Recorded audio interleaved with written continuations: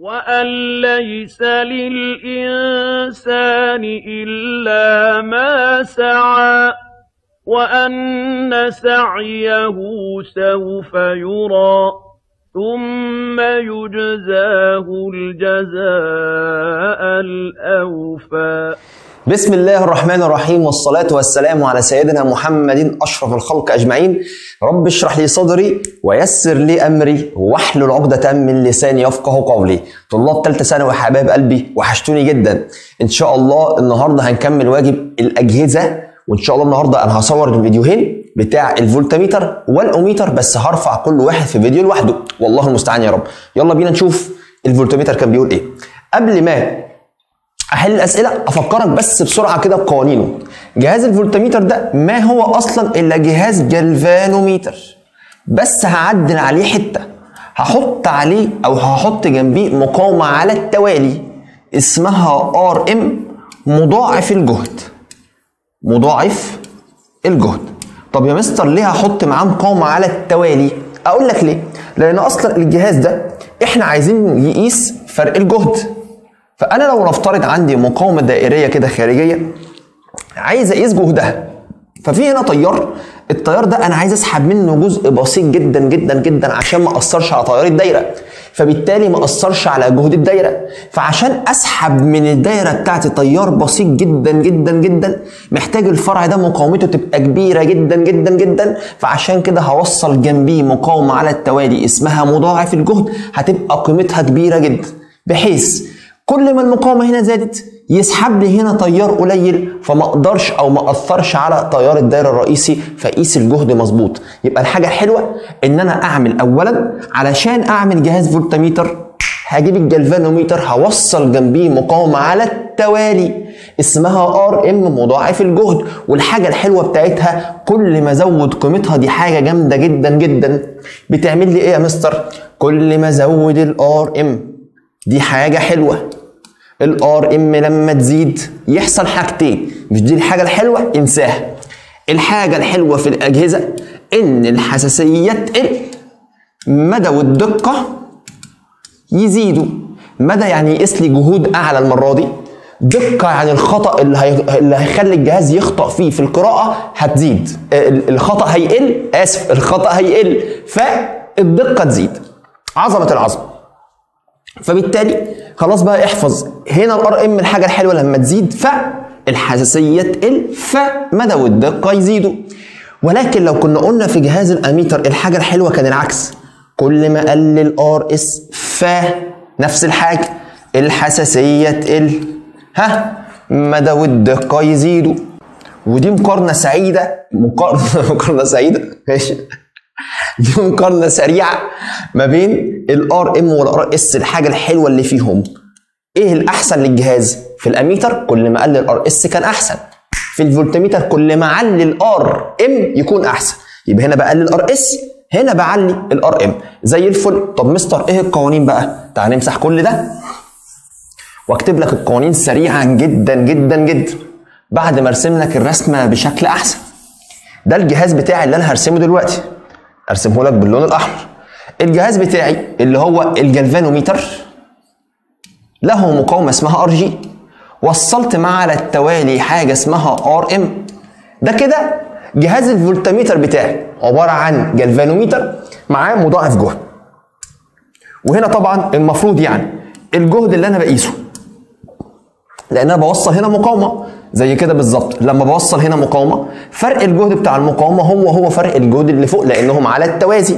حلو، يعني ده الجهد اللي انا بقيسه، اقدر اقيسه من تحت او اقدر اقيسه من فوق، بس احنا الجهاز بتاعنا هو اللي فوق، فاحنا بنقيسه من الجزء اللي فوق ده. فبالتالي الجهد اللي احنا عايزين نقيسه هيكون عباره عن جهدين. الجهد اللي هنا اللي هيكون اسمه VG، لان هنا دي مقاومه الجلفانوميتر، والجهد اللي هنا اللي هيكون اسمه الVM. يبقى الجهد اللي احنا عايزين نقيسه ده عباره عن مين؟ عباره عن VG زائد الVM. مستر من الفصل الاولاني اي جهد في الدنيا هو I في R. لو عايز الجهد اللي هنا اضرب I اللي هنا في R اللي هنا. فانا هنا عندي تيار ماشي، التيار اللي ماشي هنا ده التيار اللي هيخش جوه الجلفانوميتر اسمه IG، واللي هيطلع من الجلفانوميتر هو الاي جي. فلو عايز الجهد هنا اضرب اي اللي هنا في ار اللي هنا، يعني الفي جي دي يا مستر عباره عن ايه؟ اي جي ار جي. ركز جدا. طب الفي ام دي يا مستر عباره عن ايه؟ اي اللي هنا في ار اللي هنا، يعني اي جي في ار ام. الله يرضى عليك، مش ده كده كده نفس قانون الفي؟ تقول لي اه. طب ما اقدرش اخد الاي جي عامل مشترك؟ تقول لي اقدر. فالفي هتساوي اي جي افتح قوس ار جي زائد الار ام. الله ماشي. يبقى انت عندك 3 فكات على فكره للفي، قلتها في المحاضره. اول فكه للفي جي خليك حافظها صم، كلمه الفي جي اي في هي ار اي في ار، يبقى الفي جي اي جي ار جي. طب الفي ام اي جي ار ام. في ناس بقى بتقعد تتلخبط، في ام يبقى اي ام ار ام، ما هو اي اللي داخله جوه المضاعف هي ار اي بتاعت الجلفانوميتر، فتبقى اي جي ار ام. عظمه العظمه.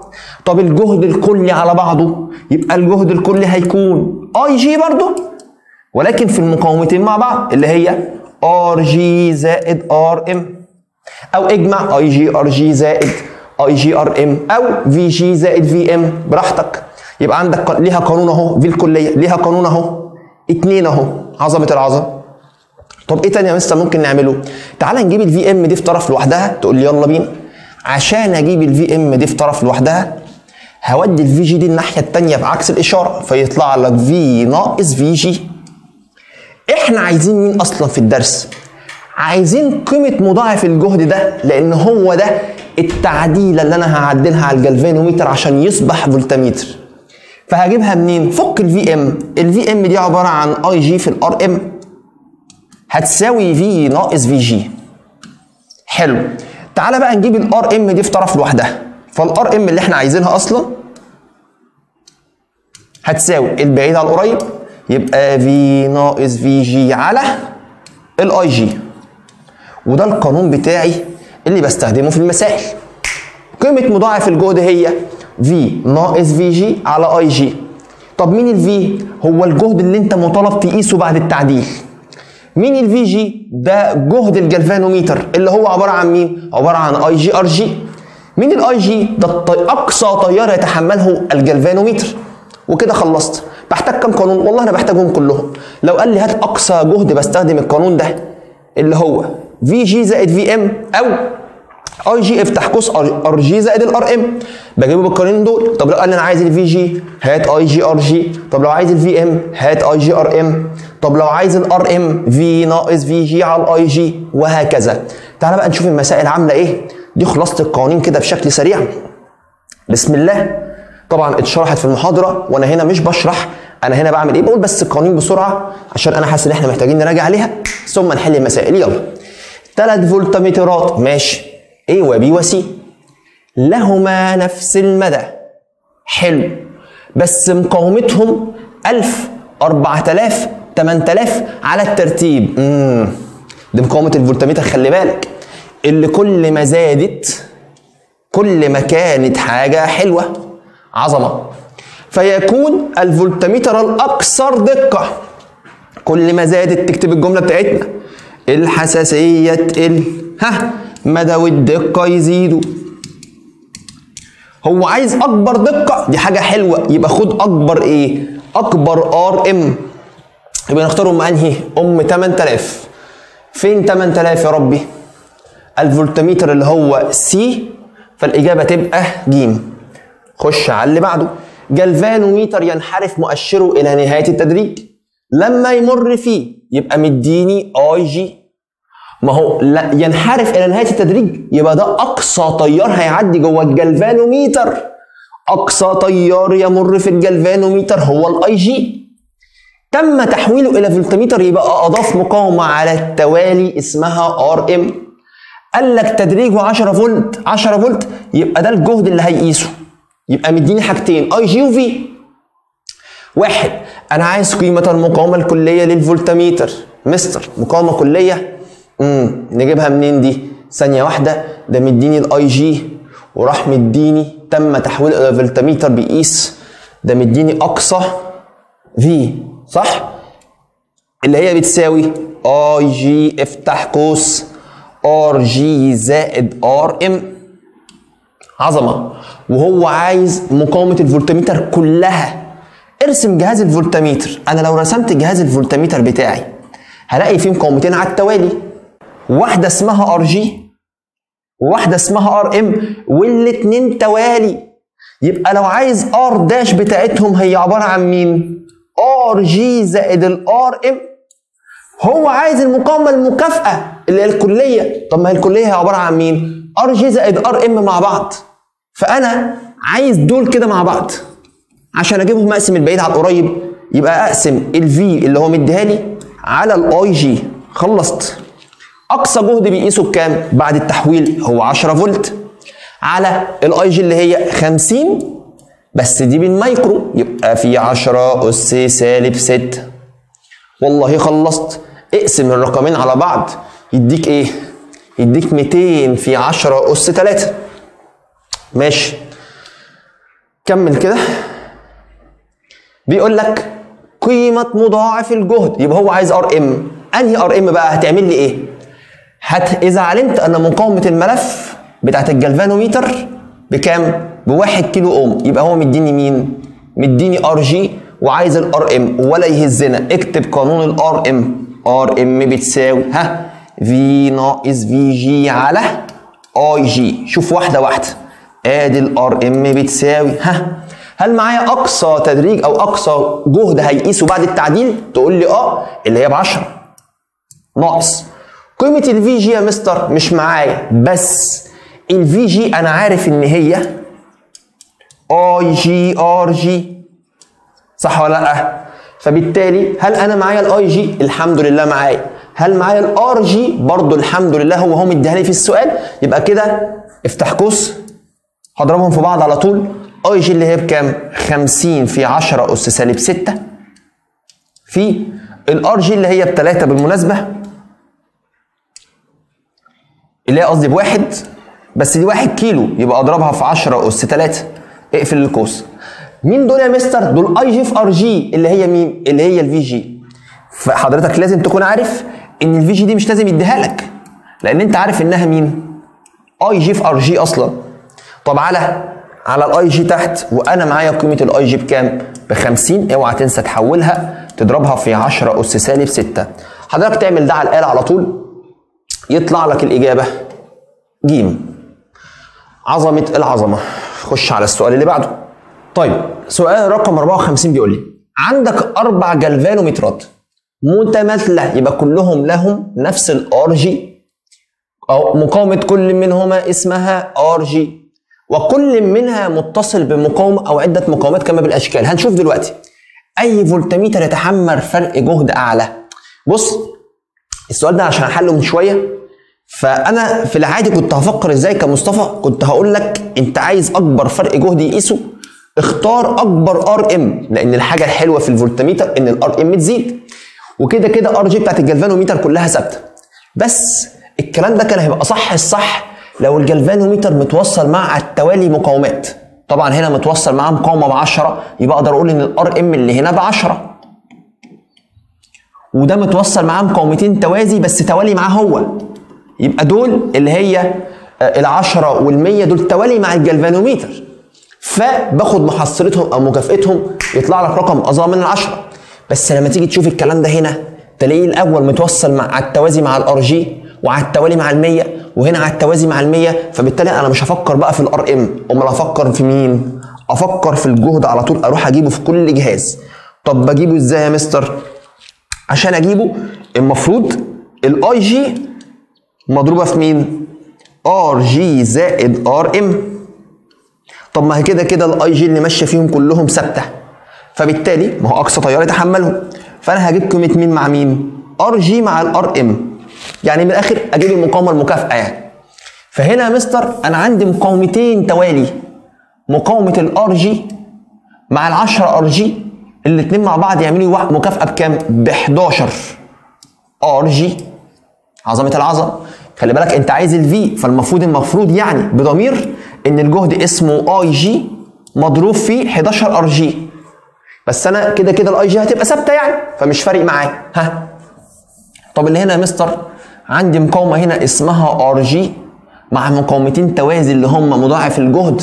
اجيب بقى قيمه دول، قيمه دول طبعا ضربهم على جمعهم، يعني اقول لك 100 في 10 على 100 زائد 10، 100 في 10 على 100 زائد 10 يديني 9 علامة 9. أقول 9 وواحد يديني كام؟ يديني 10. يبقى المقاومة المكافئة هنا ب 10 ار جي، هنا 11 ار جي. دي بقى دي ضحكة قوي يعني.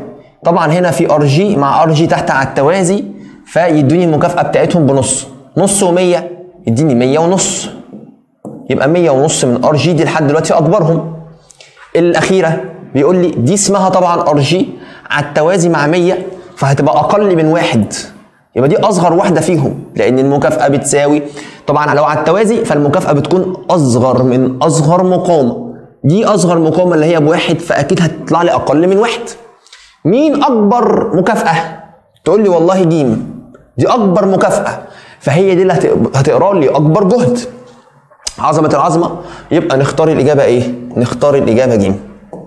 خش على اللي بعده. سؤال رقم 55 ولا أنا كنسلت سؤال؟ ده 54. يلا. سؤال في الرسم البياني بيقول لي جلفانوميتر حساس، ماشي، يمكنه قياس أقصى حاجة أي جي، حلو. وصلت مع الجلفانوميتر عدة مقاومات مضاعفة للجهد، يبقى مش مقاومة واحدة، دي عدة مقاومات كل على حده، حلو، لتحويله الى فولتميتر. والشكل البياني يبقى انا مره وصلته بمقاومه ثم مقاومه ثانيه وثالثه وهكذا. ولاحظ ان هو مديك هنا علاقه بين الفي ومين والار اللي وصلها معاه. قال لك الشكل المقابل يمثل علاقه بين اقصى جهد هيقدر يقيسه والمقاومه الكليه للفولتميتر. خلي بالك دي المقاومه الكليه، يعني دي مش الار ام، لا دي الار ام زائد الار جي مع بعض، لان هو قال لك المقاومه الايه؟ الكليه للفولتميتر. ودي فايده ان حضرتك تقرا السؤال.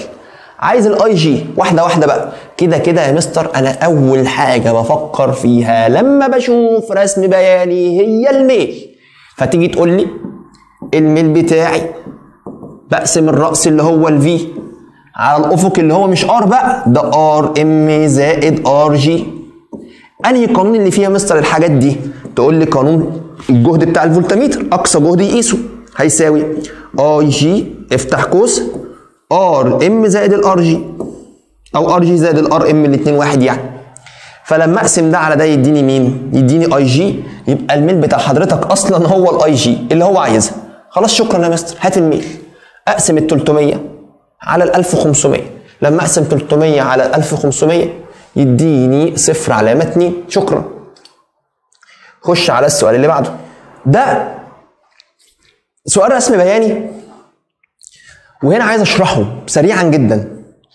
مديني علاقه بين الفي والار ام، ولاحظ ان هي ما بداتش من الصفر، اذا في جزء مقطوع من محور صاد.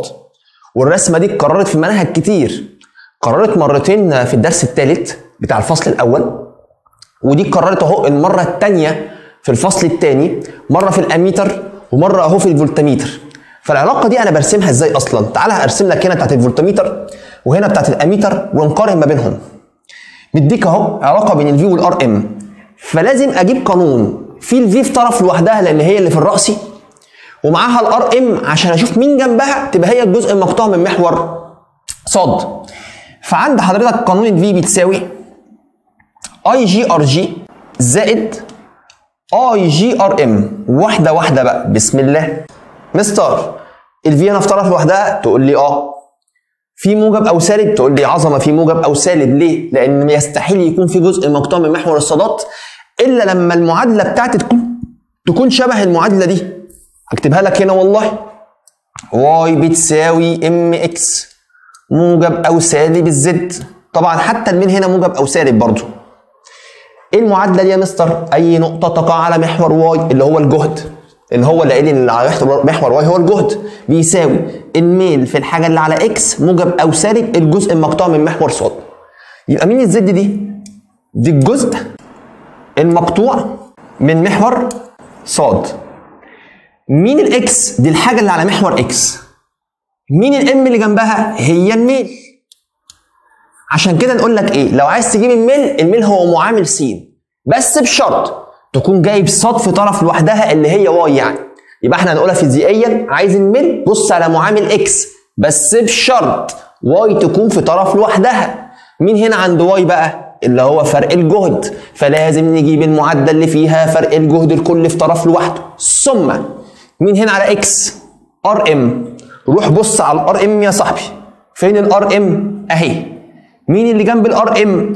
اللي جنب الار ام هي الاي جي اللي هي الميل، لان الميل هو معامل اكس. فين اكس؟ هي الار ام، يبقى اللي جنبها هو الميل. يبقى اول ما تشوف الرسمه دي تعرف ان الميل بتاع حضرتك هو مين؟ هو الاي جي. يا لهوي على الجمال. طب تعالى مستر، الحاجه اللي مجموعه او مطروحه على ام اكس دي اسمها ايه؟ اسمها الجزء المقطوع. يبقى الحاجه اللي جنبها هنا مجموع عليها او مطروحه منها مش فارقه. دي مين دي؟ دي الجزء المقطوع من محور صاد. يبقى النقطه بتاعت اكس دي هي مين؟ هي عباره عن اي جي ار جي، اللي هي مين برضو؟ اللي هي الفي جي اصلا. فاول ما حضرتك تشوف الرسمه دي كده قدام عينيك، في وار ام احفظها الله يرضى عليك. ولو نسيتها انت عرفت بنجيبها ازاي؟ بتجيب القانون، وهقول لك هجيبها لك بسرعه جدا دلوقتي لو انت كنت مركز معايا. هيطلب منك حاجتين بالظبط، او انت عشان تحل اي سؤال منها بتحتاج تجيب حاجتين. بتحتاج تجيب الميل، تيجي تقول لي والله يا مستر الميل مش هنا في فالميل هيكون اي جي. طب النقطه دي طالما دي في جهد يبقى النقطه دي لازم تكون جهد برضه، بس هتكون العكس بقى، في جي. يبقى دي اي جي دي في جي. عظمه العظمه. مستر معلش انا نسيت اجيبها بسرعه ازاي؟ بص ده كله هشطب عليه اهو، انا حافظ القوانين. فاللي يجي في بالي ايه؟ مستر ده جهاز فولتميتر، وهنا جايب لي علاقه ما بين الفي والار ام، فلازم اكتب القانون اللي بيربطهم ببعض. في بتساوي في جي زائد في ام، صح ولا لا؟ انا عايز يبقى في حاجه اسمها ار ام، يبقى ادي الفي بتساوي في جي، اروح فاكك الفي ام واكتب بدلها مين؟ اي جي ار ام. عظمه العظمه. مين على س هنا؟ ار ام اهي. مين اللي جنبها؟ الميل.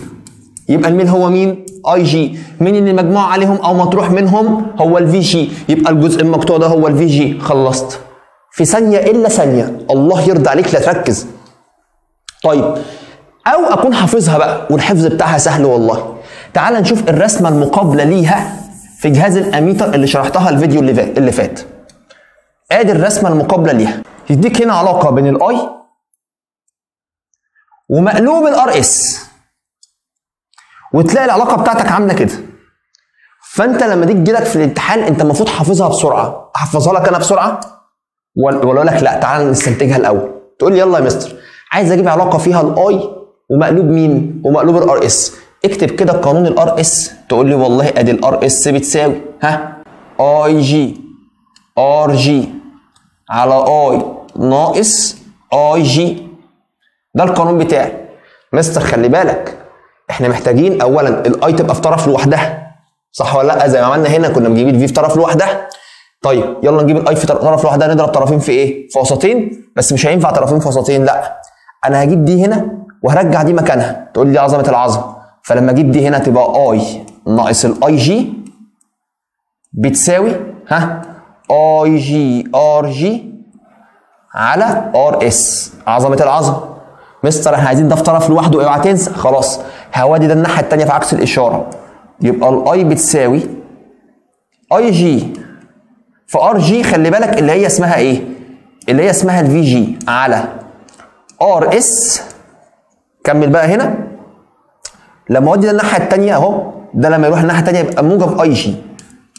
عظمه العظمه. انا كده خلصت. ثم يا مستر طبعا انت هتحفظها بس انا بعرفك بستنتجها ازاي بسرعه. ثم مش هنا في واحد على ار اس اهي، ادي الواحد على ار اس. مين اللي جنبها؟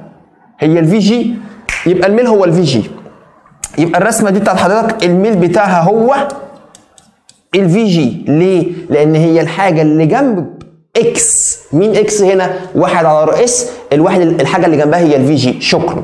طب الحاجه المجموعه عليها هي الجزء المقطوع من محور الصادات. يبقى النقطه دي هي مين؟ هي اي جي. كده انا عرفتك ازاي بنجيبها من المعادله. طيب مستر الرسمتين دول احفظهم ازاي بسرعه؟ تعالى لي. طالما جهاز فولتميتر هنا مديك جهد يبقى هنا في جي، يبقى الميل اعكس اي جي. تعالى هنا طالما مديك تيار وجهاز اميتر يبقى الحته دي مش هنا تيار يبقى هنا اي جي، يبقى الميل هو العكس في جي. يبقى لما الميل يكون اي جي النقطه هي الفي جي، لما الميل يكون في جي النقطه هي الاي جي. وببدا من الجزء المقطوع من محور صاد لو انت هتحفظها بقت سهله جدا. مش هنا اي يبقى هنا هاي اي جي، مش هنا في يبقى هنا في جي. عظمه العظمه. طب والميل اعكس، لو ده في جي يبقى الميل اي جي، لو ده اي جي يبقى الميل في جي. عظمه العظمه. والله تعبت يا اخي. امسح بقى كل ده وتعالى نشوف هنا هو عايز مين. بيقول لك لو سمحت انا عايز قيمه النقطه اكس على الميل. واحده واحده بقى، ما تيجي نجيب اكس لوحدها. نفترض ان هو قال لك هي اكس دي مين؟ تقول لي مش دي في، يبقى اكس هي في جي. شكرا. طب لو كان سالني على الميل مش دي في جي؟ يبقى الميل اعكس. الميل هو مين؟ هو اي جي. طب هو عايز القيمه بتاعت اكس على ميل الخط، يبقى هو عايز اقسم الفي جي على الاي جي من الاخر يعني. طيب مفيش هنا حاجه اسمها في جي على ار جي، خلاص هنضطر نفك واحده منهم. طب ما الفي جي دي هي مين؟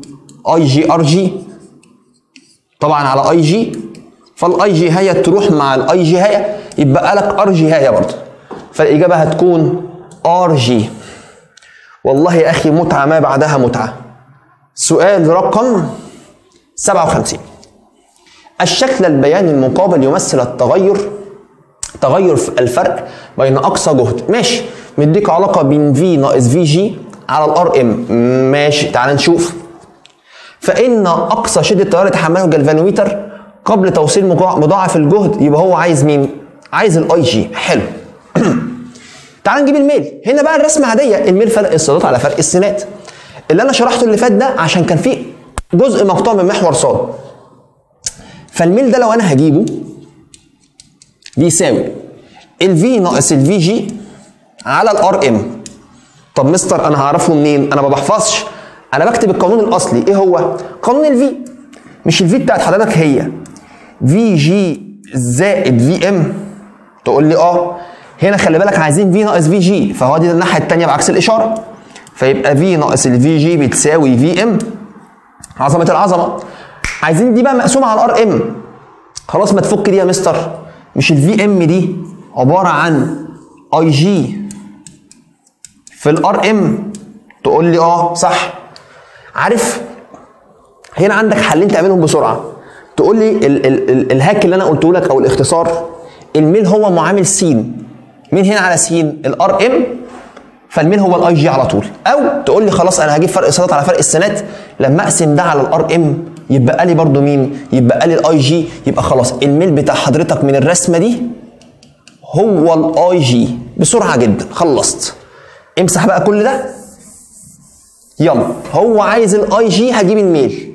لا يا مستر ما كنت جبتها وخلصت من الاول الميل وخلاص. ايش عرفك ان الميل هو الاي جي؟ ما كان يمكن الميل يديك اي حاجه ثانيه، فبالتالي لازم تبقى عارف انت بتجيبها ازاي على الاقل. يلا يا مستر اقصى تيار هقسم 15 على 750، مفيش اي تحويل لان الارقام هنا مش مضروبه في اي حاجه، فيديني 0.02. طيب الحاجه الثانيه قال لك ايه بقى؟ هنا بقى كانها مساله. اذا كان اقصى فرق جهد يتحمله الملف قبل توصيل مضاعف الجهد هو 1 فولت. ثانيه واحده، ده قبل توصيل مضاعف الجهد.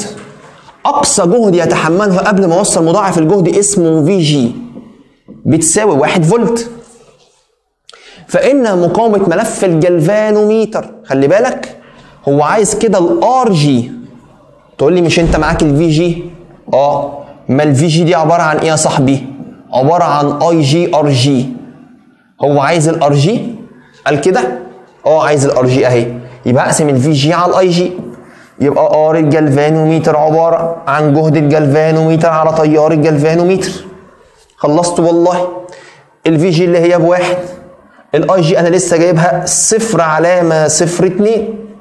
اجيبها على الاله 1/0.02 يديني 50، فالاجابه هتكون ب. شكرا. اسئله لحد دلوقتي سهله ولذيذه ما فيهاش اي لعب. سؤال رقم 58 بيقول لحضرتك إذا كانت مقاومة مضاعف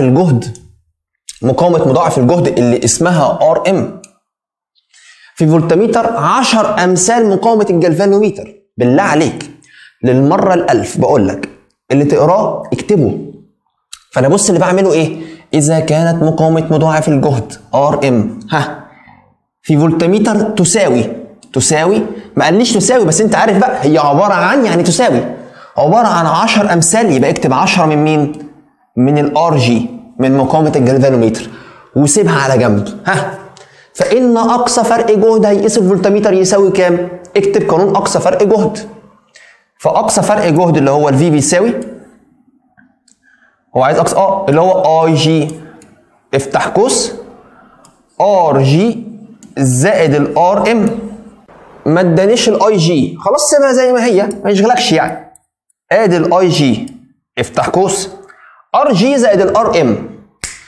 كده انا معايا الار ام، فهسيب الار جي زي ما هي زائد اشيل اي ار ام واحط بدلها 10 ار جي. اي جي اهي زي ما هي. لما اجمع ار جي مع 10 ار جي يديني 11، احطها بره هنا 11 ار جي، يبقى ده الجهد بتاعي. ثانيه واحده بقى، مش اي جي ار جي هي في جي؟ تقول لي يبقى الجهد هيساوي 11 من الفي جي. يا لهوي والله العظيم حلوه. فبالتالي هو عايزها بالنسبه للفي جي، فتقول له كام؟ تقول له 11 من الفي جي، فالاجابه هتكون د. ده الحل بكل بساطه جدا والله. طلع المعطى اللي تقراه اكتبه، اكتب القانون، عوض كل حاجه وشكرا. سؤال رقم 59 فولتميتر يتكون من جلفانوميتر مقاومته R ومضاعف جهد مقاومته 50 R. يبقى هنا مديني الار جي اسمها R، معلش اعملها بالاحمر زهقت من الاسود. الار جي عباره عن R والار ام دي عباره عن 50 R. اي من النسب الاتيه تكون قيمتها صفر علامه 0.2. واحده بقى. هل النسبه بين شده التيار المره في الجلفانوميتر والتيار المر في الفولتميتر؟ يا لهوي ثانيه واحده مستر ثانيه، ما هو التيار اللي ماشي في الجلفانوميتر هو اصلا اللي ماشي في الفولتميتر، لان الفولتميتر عباره عن جلفانوميتر متوصل مع التوالي ار ام، فبالتالي هما الاثنين واحد اصلا. طب هل هو النسبه بين شده التيار المر في الجلفانوميتر والمر في مضاعف الجهد؟ ما الاثنين واحد برضه، انت عكست يعني. واحد يا عم. ايه هي النسبه بين فرق الجهد بين طرفي مضاعف الجهد. ثانيه واحده بقى، فرق الجهد بين مضاعف الجهد وفرق الجهد بين طرفي الفولتميتر ككل. لا هنا بقى نتوقف قليلا. فرق الجهد بتاع مضاعف الجهد اللي هو اسمه اي جي ار ام على فرق الجهد بين طرفي الفولتميتر ككل اللي هو اي جي افتح قوس ار جي زائد ار ام. فطير الاي جي مع مين؟ مع الاي جي، يبقى لك فوق ار ام على ار جي زائد الار ام. طيب الار ام اصلا اسمها 50 على ار جي مع ار ام اسمها كام؟ 51. لما اقسمهم على بعض مش هيديني صفر على لما 2، يبقى دي اجابه غلط. نشوف اخر واحده. النسبه بين فرق الجهد بين طرفي الجلفانوميتر. مستر فرق الجهد بين طرفي الجلفانوميتر اسمه الفي جي، خلي بالك كنت هغلط فيها. وفرق الجهد بين طرفي مضاعف الجهد اللي هو اسمه ايه؟ في ام. فك كل واحده. دي عباره عن مين؟ اي جي ار جي. دي عباره عن مين؟ اي جي ار ام. فاللي فوق ده يطير مع اللي تحت ده. حط كل قيمه كل واحده. الار جي بتاعتك اسمها قرايه ودي اسمها 50 قرايه، يبقى 1 على 50 اللي هي يديك لما تعملها على الاله صفر علامه 0.2. دي الاجابه بتاعت حضرتك، فنختار الاجابه د. خش على السؤال اللي بعده. بيقول لك يوضح الشكل المقابل تدريج جلفانوميتر بعد معايرته. يعني بعد معايرته طبعا هنا كان بيقيس تيار، فانت حولت قراءه التيار لقراءه فولتميتر، فحطيت كده في الخبيني تحتيه بالظبط قراءه فرق الجهد. حلو. قال لك ماذا تمثل النسبه بين قراءه تدريج الفولتميتر وقراءه تدريج الجلفانوميتر؟ هو عايز يقسم في اللي هنا على اي جي اللي هنا. مستر مين الاي جي؟ ده اقصى تيار يتحمله الجلفانوميتر. مين الفي؟ اقصى تيار هيقيسه الفولتميتر. الفولتميتر، الله يرضى عليك، الفولتميتر. ماشي، تعالى كده، هو عايز يقسم الفي على الاي جي وشوف هتطلع بتساوي ايه. عارف، انا عارفها، بس تعالى بس نحط قانون الفي دي. مش الفي دي عباره عن اي جي افتح قوس ار جي زائد الار ام؟ تقول لي على مين؟ اي جي، راح ده مع ده يديك ار جي زائد مين؟ زائد الار ام. هل موجوده؟ اللهم لك الحمد يا رب موجوده، فتبقى الاجابه الف. انا عارفها مش حافظها، بس انا تخيلت ان انا الفي دي تخيلتها كده في دماغي بسرعه، ودي تخيلتها في دماغي وعرفت ان هم هيطيروا مع بعض، فعرفت ان دي الاجابه. بس ما اقدرش اتاكد لك الا لما اعوض فيها في القوانين. فانت لازم برضو ما تجيبهاش بدماغك، تعوض علشان تضمن الدرجه 100%. سؤال محترم بصراحه، حلو. اسئله كتاب الامتحان اسئله نموذجيه، بيسالك في تفاصيل حلوه جدا، وانا شخصيا لما بلاقي حاجه لا ممكن نسال فيها اكتر تلاقيني بسال فيها ان شاء الله. 61 بيقول لي جلفانوميتر مقاومته 100 اوم، يبقى مديني هنا الار جي. اقصى تيار يتحمله الجلفانوميتر يبقى مديني الاي جي. يراد تحويله الى فولتميتر، يبقى هضيف انا عشان احوله لفولتميتر هضيف ار ام على التوالي. دي التعديله اللي بعدلها. قال لي هات بقى قيمه مضاعف الجهد الار ام دي عشان يقيس 5 فولت اقصى جهد. خلاص، يبقى انا معايا الفي اي جي ار جي، اعرف اجيب الار ام. يبقى المطلوب الاولاني تقول لي ايه؟ ار ام بتساوي في ناقص في جي على الاي جي. لازم تبقى حافظها صم، تقعد تحفظها كل يوم. بسم الله، بتساوي الفي اللي هو عايز يقراه ب5 ناقص اقصى جهد يتحمله الجلفانوميتر. يا مستر مش معانا، ما هو الفي جي يلا هي اي جي ار جي يلا، اللي هي 0.01 مضروبه في المية. دي الفكه، قلت لك عندك 3 فكات حلوين قوي، على الاي جي اللي هي 0.01. والله خلصت. اعمل ده على الاله يطلع لك 400، فتطلع الاجابه ج، فهتساوي 400 اوم. شكرا. مطلوب الثاني بيقول لي، مطلوب رقم 2، قيمة أقصى فرق جهد يقيسه عند توصيله بمضاعف جهد. يبقى هو مديني المرة دي مديني الار ام، بيقول لي لما احط لك ار ام 900 فأقصى حاجة هيقيسها قد إيه؟ يبقى هو عايز الفي أقصى جهد يقدر يقيسه. فالفي بتساوي اي جي افتح قوس. هل أنا معايا الاي جي؟ ار جي زائد ار ام. دي الفكة الثالثة. اي جي معايا ب0.01 افتح قوس. ار جي معايا ب100 زائد ار ام اللي هو هيحطها لك بكام؟ ب900. يبقى 1 من 100 اضربها في 1000، يعني اللهم صل على سيدنا محمد. اعملها على الاله تطلع لك 10 تقريبا. 0.01 في 1000 تطلع لك 10 فعلا، فالاجابه هتبقى ج. خش على السؤال اللي بعده. يلا بينا. سؤال 62 بيقول لي جلفانوميتر مؤشره ينحرف الى نهايه تدريجه. طبعا طالما بينحرف الى نهايه التدريج فهو هيديني حاجه تخص الجلفانوميتر، فكده مديني الاي جي. حلو. وعندئذ يكون فرق الجهد بين طرفي 5 فولت، يبقى مديني اقصى تيار لملف الجلفانوميتر في جي. مستر ده انا معايا الاي جي والفي جي، ما انا كده اقدر اجيب ار جي صح؟ معاك. بص دايما كده خدها قاعده في المنهج، الجهد اصلا في اي حاجه في المنهج هو اي في ار، فلو معاك حاجتين منهم تقدر تجيب الثالثه وانا مغمض. خلاص معايا الاي جي والفي جي، اعرف اجيب الار جي بقى. ماشي، سيبها على جنب كمعلومه. قال لك انا عايز المقاومه بتاعت مضاعفه الجهد اللي تخليه يقدر يقيس جهد، يبقى ده اقصى جهد يتحمله الجهاز او اللي هيقيسه الفولتميتر هيكون 150. وعايز الار ام. تقول لي بسيطه جدا يا مستر، اعوض في قانون الار ام هتساوي في ناقص في جي على اي جي. اشيل كل حاجه واحط قيمتها.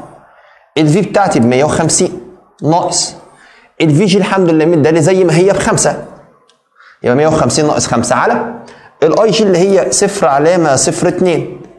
نعمل ده على الاله يطلع لي 7250 اوم. ماشي. 2 انا عايز مقاومه ملف الجلفانوميتر. طب ما دي سهله دي مستر، ما انا معايا الفي جي والاي جي، اعرف اجيب الار جي.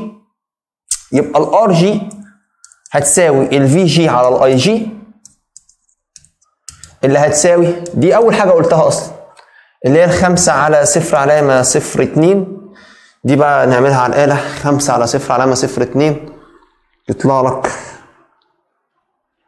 250. فالاجابه هتكون 250 اوم. شكرا. خش على السؤال اللي بعده. بيقول لحضرتك في جهاز الجلفانوميتر، في جهاز الفولتميتر ماشي، تكون النسبة بين شدة التيار المار في الجلفانوميتر اللي هو الاي جي يعني، وشدة التيار المار في مضاعف الجهد اللي هو الاي جي برضه. ليه؟ لأن جهاز الجلفانوميتر أصلا وصلت معاه مقاومة على التوالي اسمها المضاعف، فالتيار اللي بيمشي هنا اسمه اي جي، واللي بيمشي هنا برضه اسمه ايه؟ اي جي، لأن ده ار جي وده ار ام. فتقول لي طبعا لما اقسم التيارين قد بعض يعني، فالإجابة هتكون ايه؟ 1. يا رب كتر من الأسئلة السهلة يا رب. كلما زادت مضاعف الجهد، دي الحاجة الحلوة اللي تقلل الحساسية، تزود المدى والدقة. كل لما الار ام تزيد، دي أول جملة قلتها النهاردة، دي الحاجة الحلوة، فالحساسية تقل. ما الحاجة الحلوة إن أنا أقلل الحساسية عشان يقيس لي جهود أكتر، والمدى والدقة يزيدوا. الحساسية تقل والمدى والدقة يزيدوا. الله يرضى عليك، هو عايز ايه بقى؟ كل ما زودت ار ام زادت الحساسية؟ لا طبعا، ده الحساسية بتقل.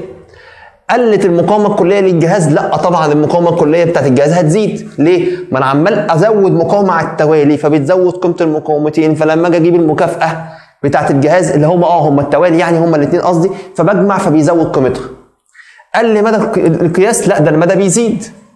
زادت دقة القياس؟ ده المدى والدقة كمان هم بيزيدوا، فالإجابة هتبقى د.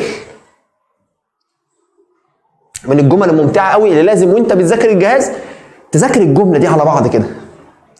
فولتميتر مقاومته، يبقى مديني مقاومة جهاز الفولتميتر. لسه مع ده فولتميتر، يبقى دي ار جي مع ار ام.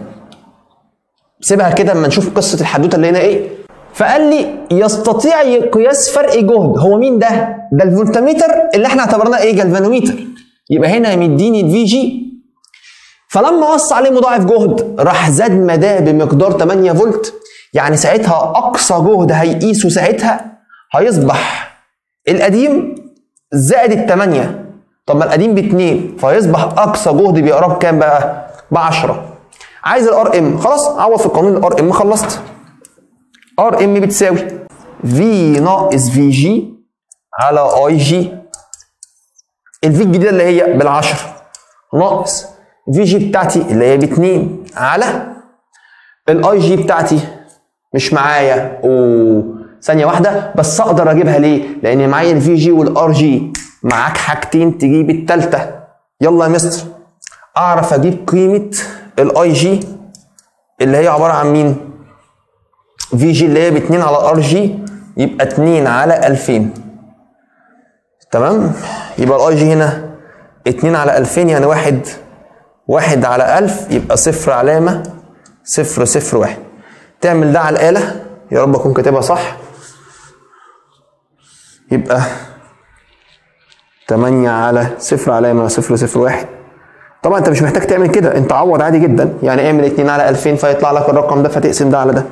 8 على 0 علامة 001 يديك 8000 فعلا، فالإجابة د. يا لهوي على الجمدان يا جدعان. يلا بينا السؤال رقم 66. بيقول لي فولتميتر مقاومته، يبقى مديني الار جي مقاومته ب 500. يا مستر ده بيقول لك فولتميتر، اكيد هيعدل يلا على الفولتميتر فيحول الفولتميتر احسن منه. فانا هعتبر الفولتميتر القديم ده وكانه ايه؟ جلفانوميتر، فهسميها ار جي. راح قال لي هنا جمله بنت جنيه، بص، يدل كل قسم واحد بس من اقسامه. يبقى ده مين؟ ده الفي جي، بس مش في جي كلها، لا ده الفي جي لكل قسم. تعالى بس افهمك.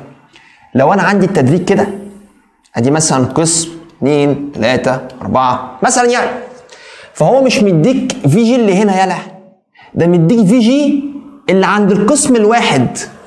يعني مثلا الجهد اللي هنا هو مسمونه لك بوينت واحد، فلو هم فعلا 4 اقسام فانا عشان اجيب الفي جي الكليه المفروض بضرب مين؟ بضرب جهد القسم الواحد في عدد الاقسام، وده اللي انا بحل بيه بالمسائل.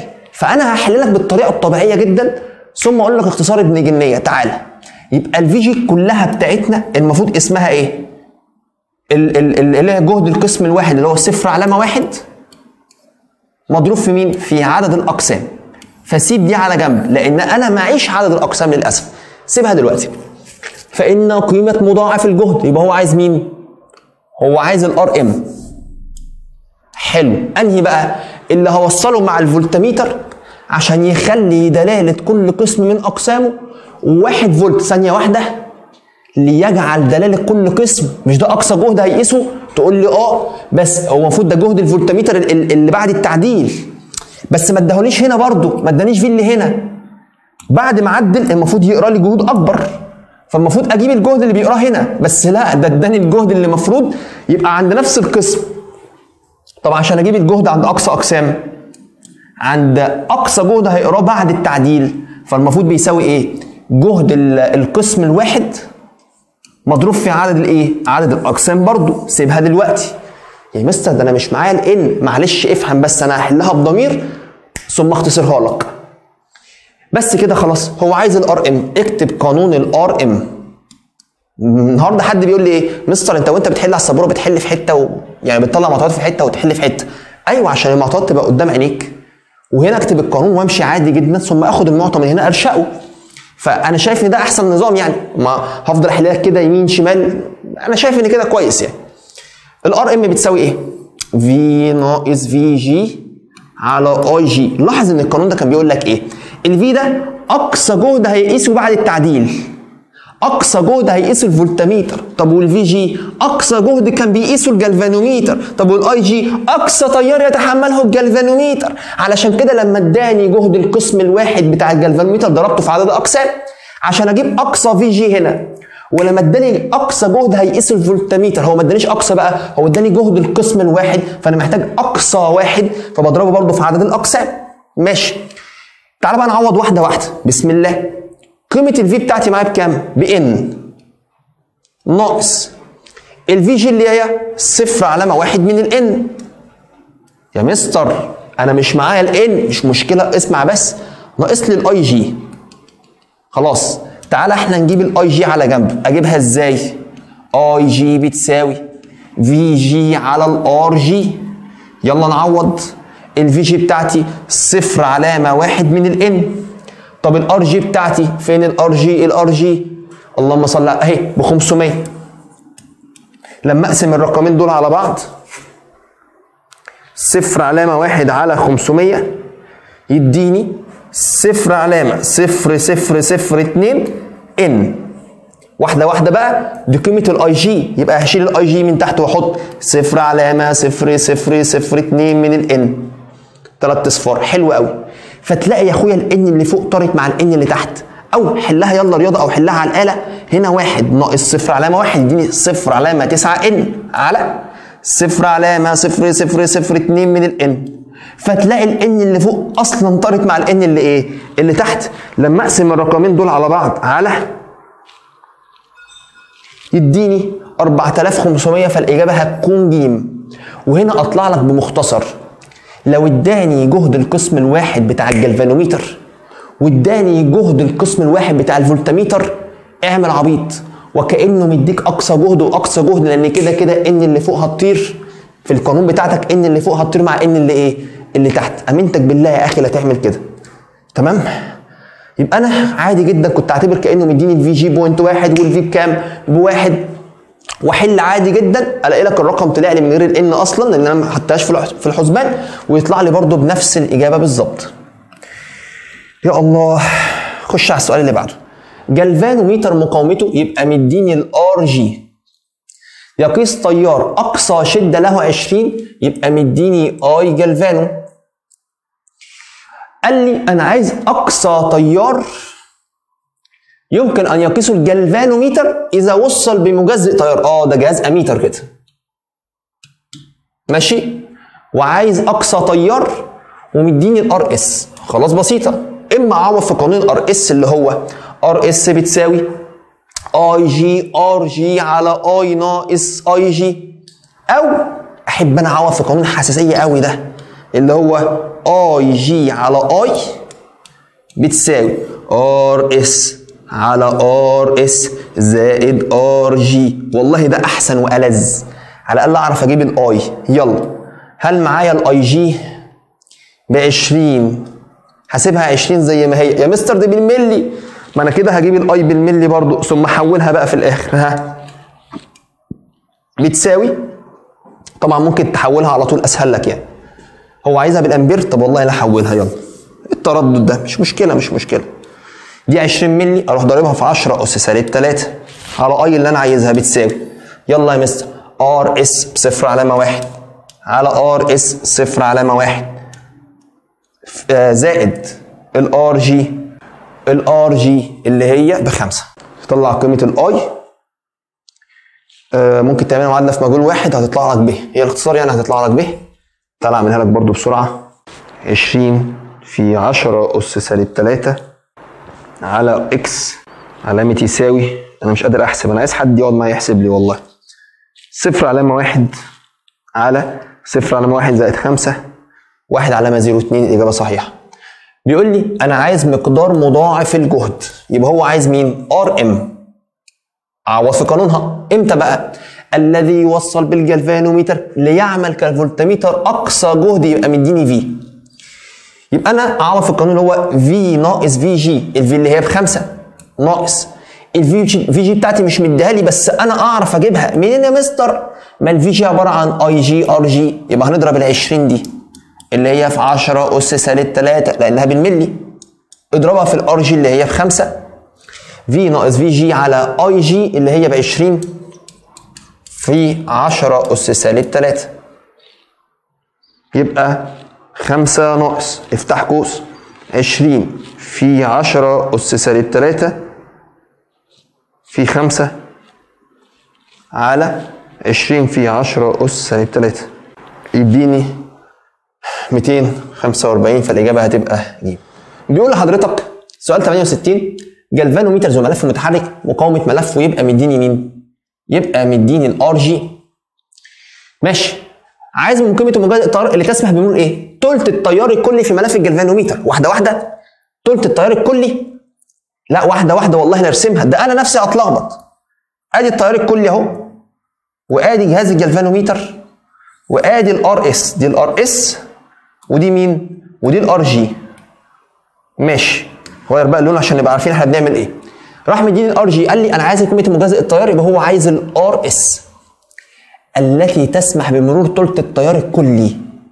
التيار الكلي هنا اسمه اي، فهو بيقول لك هيسمح بمرور ثلث التيار الكلي في الجلفانوميتر، يعني التيار اللي هنا هيكون اسمه ثلث الاي. يبقى بيقول لحضرتك كانك بقى بتفكها كده، الاي جي هيكون عباره عن ثلث الاي. والله اديت الموضوع اكبر من حجمه، انا ليه رسمت؟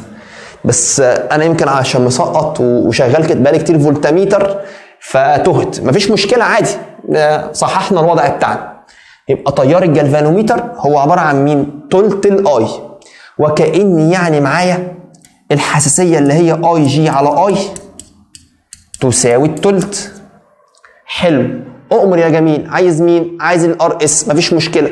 مش انت معاك الحساسيه اي على اي جي اللي هي الثلث، دي عباره عن ايه؟ عباره عن ار اس على ار اس زائد الار جي. دي طريقه من الحل. يلا، الار جي بكام؟ ب 18. معادله في مجهول واحد خلصتها، يبقى 1 على 3.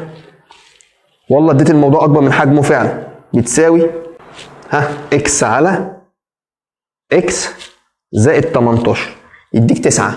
يبقى الار اس بتاعتنا بكام؟ ب9. كان في طريقه ثانيه طبعا اللي هو تيجي تقول لي انا هعوض في قانون الار اس على طول اللي بيساوي اي جي ار جي على اي ناقص اي جي.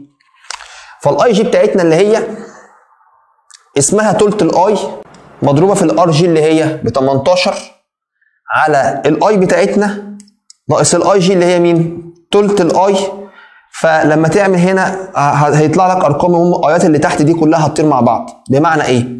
تلت في 18 يديك ادي 18 على 3 يديك 6، يبقى فوق في 6 اي على دي 1 اي ناقص تلت اي، 1 ناقص تلت يديني تلتين الاي، فتلاقي اي اللي فوق طارت مع مين؟ مع اللي تحت.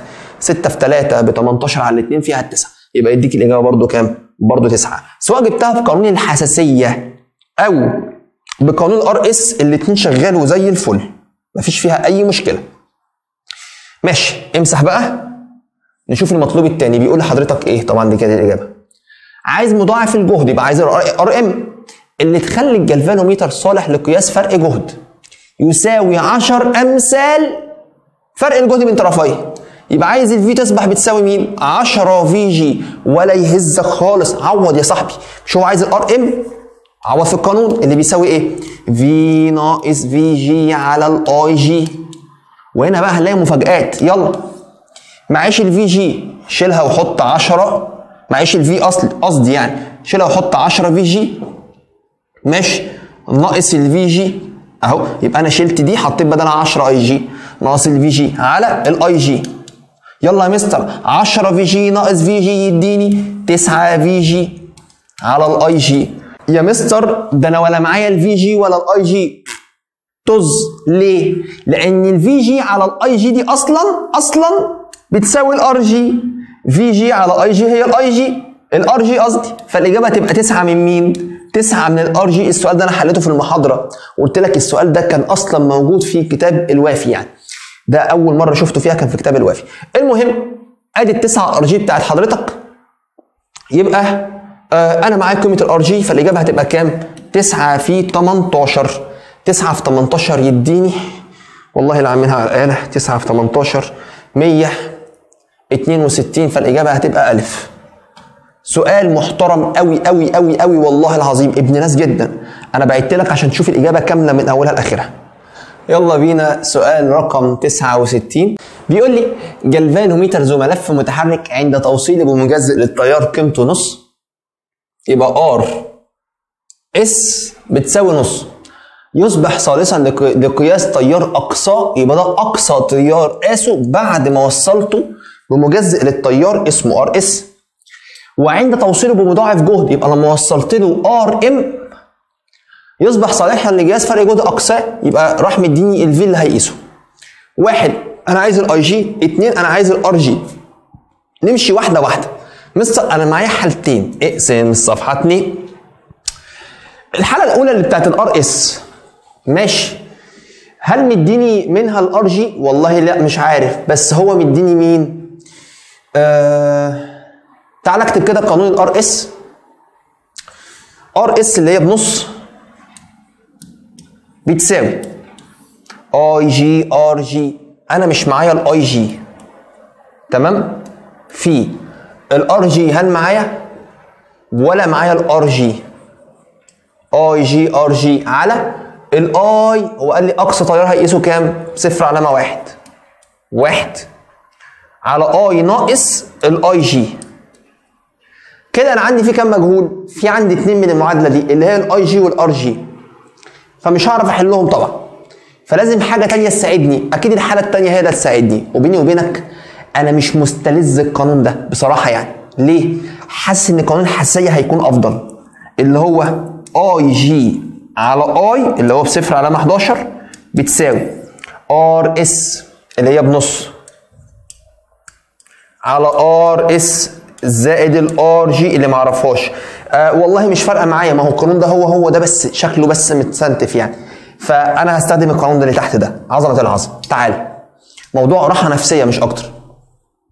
قال لك الحاله الثانيه لما اضفت له مضاعف جهد، اكتب قانون مضاعف الجهد اللي هو بيقول لك ار ام بتساوي ثانيه واحده، ما انا معايا مضاعف الجهد اللي هي 2 4 5 بتساوي في ناقص في جي. اقصى جهد بيقيسه كام؟ 2.5. طب هل معايا الفي جي؟ تقول لي والله يا ابني مش معايا الفي جي، يبقى ناقص الفي جي. الفي جي بالمناسبه اللي هي عباره عن ايه؟ اي جي ار جي، بس انا هكتبها لك هنا في جي.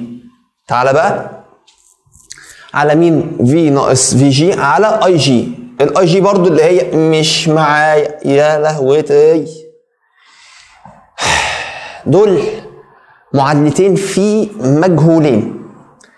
ثانية واحدة يا مستر، دول 3 مجاهيل. اقول لك ما انا لو شلت الفي جي من هنا تبقى مين؟ تبقى اي جي ار جي. فالمعادلة دي فيها مجهولين اللي هو الاي جي والار جي. المعادلة دي برضو فيها مجهولين اللي هم اي جي مين؟ اي جي ار جي. فاعرف احلهم في بعض، بس القصة حلهم في بعض ازاي؟ لان هم فعلا صدقا يعني معادلتين تقال. فانا اللي هيجي في بالي احل سواء من هنا ومن هنا او من هنا، اشيل قيمة مثلا الار جي واحطها بدلاله الاي جي، او العكس اشيل قيمه اي جي احطها بدلاله الار جي، مش فارق معايا. فانا هجيب الاي جي احسن واحطها هي قد ايه من الار جي. فعلشان اجيب اي جي قد ايه من الار جي، الله يرضى عليك عوض عن الار جي بواحد، والاله تحلها بكل سلاسه، لان انا هجيبها نسبه. فين الموبايل؟ ثانيه واحده. فهستخدم المعادله دي اجيب منها ايه؟ قيمه اي جي بس بالنسبه للار جي، يبقى هعوض عن الار جي بواحد. يبقى هقول لك 0.1 في 0.5 على نص زائد 1 يديني رقم كده غريب اللي هو اسمه 11 على 300. فالاي جي هي عباره عن ايه؟ 11 على 300 من الار جي. يا سلام. فاقدر اشيل اي اي جي من هنا واحط بدلها ايه؟ 11 على 300. بس انا مش هعمل كده. امال هعمل ايه؟ بصراحه حاسس ان انا لو شلت الار جي هتبقى افضل. فانا هعكس بقى، يعني ممكن اقول لك ايه؟ الار جي هتساوي 300 على 11 من الاي جي، بحيث انا هشيل ار جي بس من هنا، فيطلع لي كده 2.45 بتساوي 2.5 ناقص اي جي هسيبها زي ما هي مضروبه فيه الار جي اللي هي، لا احنا مش هنسيب اللي جاي. لا لا لا لا لا لا لا لا لا لا لا لا لا لا لا لا، احنا هنشيل قلنا خلاص. لا يا عم والله صح، يا لهوي انا بصيت هناك ليه؟ خلينا هنا. فادي الاي جي اهي مضروبه فيه الار جي اللي هي 300 على 11 من الاي جي على اي جي. تصبح دي معادله في مجهول ايه؟ واحد احلها بقى على الاله عادي جدا. 2.45 علامه يساوي، يا رب الاله تطلعها 2.5 ناقص اكس، لا افتح قوس الاول، اكس في شرط الكسر 300 على 11 300 على 11 من الاكس، اقفل القوس على اكس، يطلع لي قيمة الاكس 0.01. يا لهوي. فالاي جي بتاعتي بكام؟ الآلة طلعتها الحمد لله ب0.01. بصراحة ده اللي جه في بالي. ما شفتش كتاب الامتحان حللها ازاي. انا حليتها معادلتين رياضيتين عادي جدا يعني. يلا بينا حبايبي. سؤال رقم 70 بيقول لي في الشكل المقابل جزء من دائرة تحتوي على جلفانوميتر. ده جهاز الجلفانوميتر اهو. اقصى تيار يتحمله راح قال لي ان اسمه اي جي، ولما فتح كي واحد يصبح فولتميتر. يبقى لما افتح كي واحد اصبح الجهاز اسمه ايه؟ فولتميتر بيقيس فرق جهد اقصاه، يبقى اداني الفي. ماشي. يبقى تعالى بس نكتب الحالة الأولى الأول. الحالة الأولى هي لما فتح مين؟ كي واحد أصبح جهاز فولتميتر، أصبح جهاز فولتميتر عشان ما ننساش. بيقيس فرق جهد أقصاه بكام؟ أقصاه 11 فولت. حلو. أدي المعلومة الأولى. ولما قفل المفتاحين مع بعض كي واحد وكي اتنين، لما قفلهم يتحول الجلفانوميتر إلى أميتر. يبقى دي حالة تانية. هكتب الحالة التانية هنا. ادي الحالة الأولى، ادي الحالة التانية عشان مفيش مكان في السبورة. اتحول لأميتر لما قفل كي واحد ومين؟ وكي اتنين. غلق اهو. هو اللي قال لي كده. عند غلق اتحول إلى أميتر. أقصى جهد يقيسه، فراح اداني التيار في الحالة دي كان بيساوي 0.11. فتكون قيمة كل من اي جي وار جي. تعالى بقى واحدة واحدة. اول ما تلاقي حالتين اقسم الصفحه 2، حل كل حاله لوحدها. ماشي، فاحنا نحل الحاله الثانيه لوحدها والحاله الاولى لوحدها. تعال نقفش الحاله الاولى الاول. قال لك عند فتح Q1، معنى كده ان Q1 ده مفتوح. طب Q2 يا مستر ده ما جابليش سيرته، بس واضح قدامك ان هو ماله، هو كمان مفتوح، يبقى ده كان مقفول كده وفتحته، فلما فتحته اصبح الاثنين دول مفتوحين. يعني التيار وهو ماشي هنا مش هيمشي تحت، مش هيمشي هنا، ده هيمشي على المسار الاحمر ده. يبقى كده المقاومه دي مع دي على التوالي. انا كده فهمت دلوقتي هو ليه بيقول لي تحول لفولتميتر ومديني اقصى جهد. طب مش انا معايا قانون الار ام بتاع الفولتميتر؟ تقول لي اللي هو في ناقص في جي على اي جي. يلا نعوض. مديني مين يا ربي؟ ده مديني الفي ب 11. هل مديني الار ام؟ الار ام هجيبها من هنا بقى، هي عباره عن مين؟ عباره عن 10 ار جي. يبقى الار ام هي عباره عن 10 من الار جي بتساوي الفي اللي هي ب 11 ناقص الفي جي اللي انا ما اعرفهاش على الاي جي. هل مديني الاي جي؟ برضه لا. عظمه. يبقى دي معادلتين في ايه؟ مستر دول 3 مجاهيل. لا، هم هيبقوا مجهولين لان الفي جي دي انا عارفها. الفي جي دي عباره عن الاي جي في ار جي، فاعرف من المعادله دي اجيب واحد بدلاله الاخر. طب في الحاله الثانيه يا مستر اعمل لك الحاله الثانيه باللون يلا البنفسجي.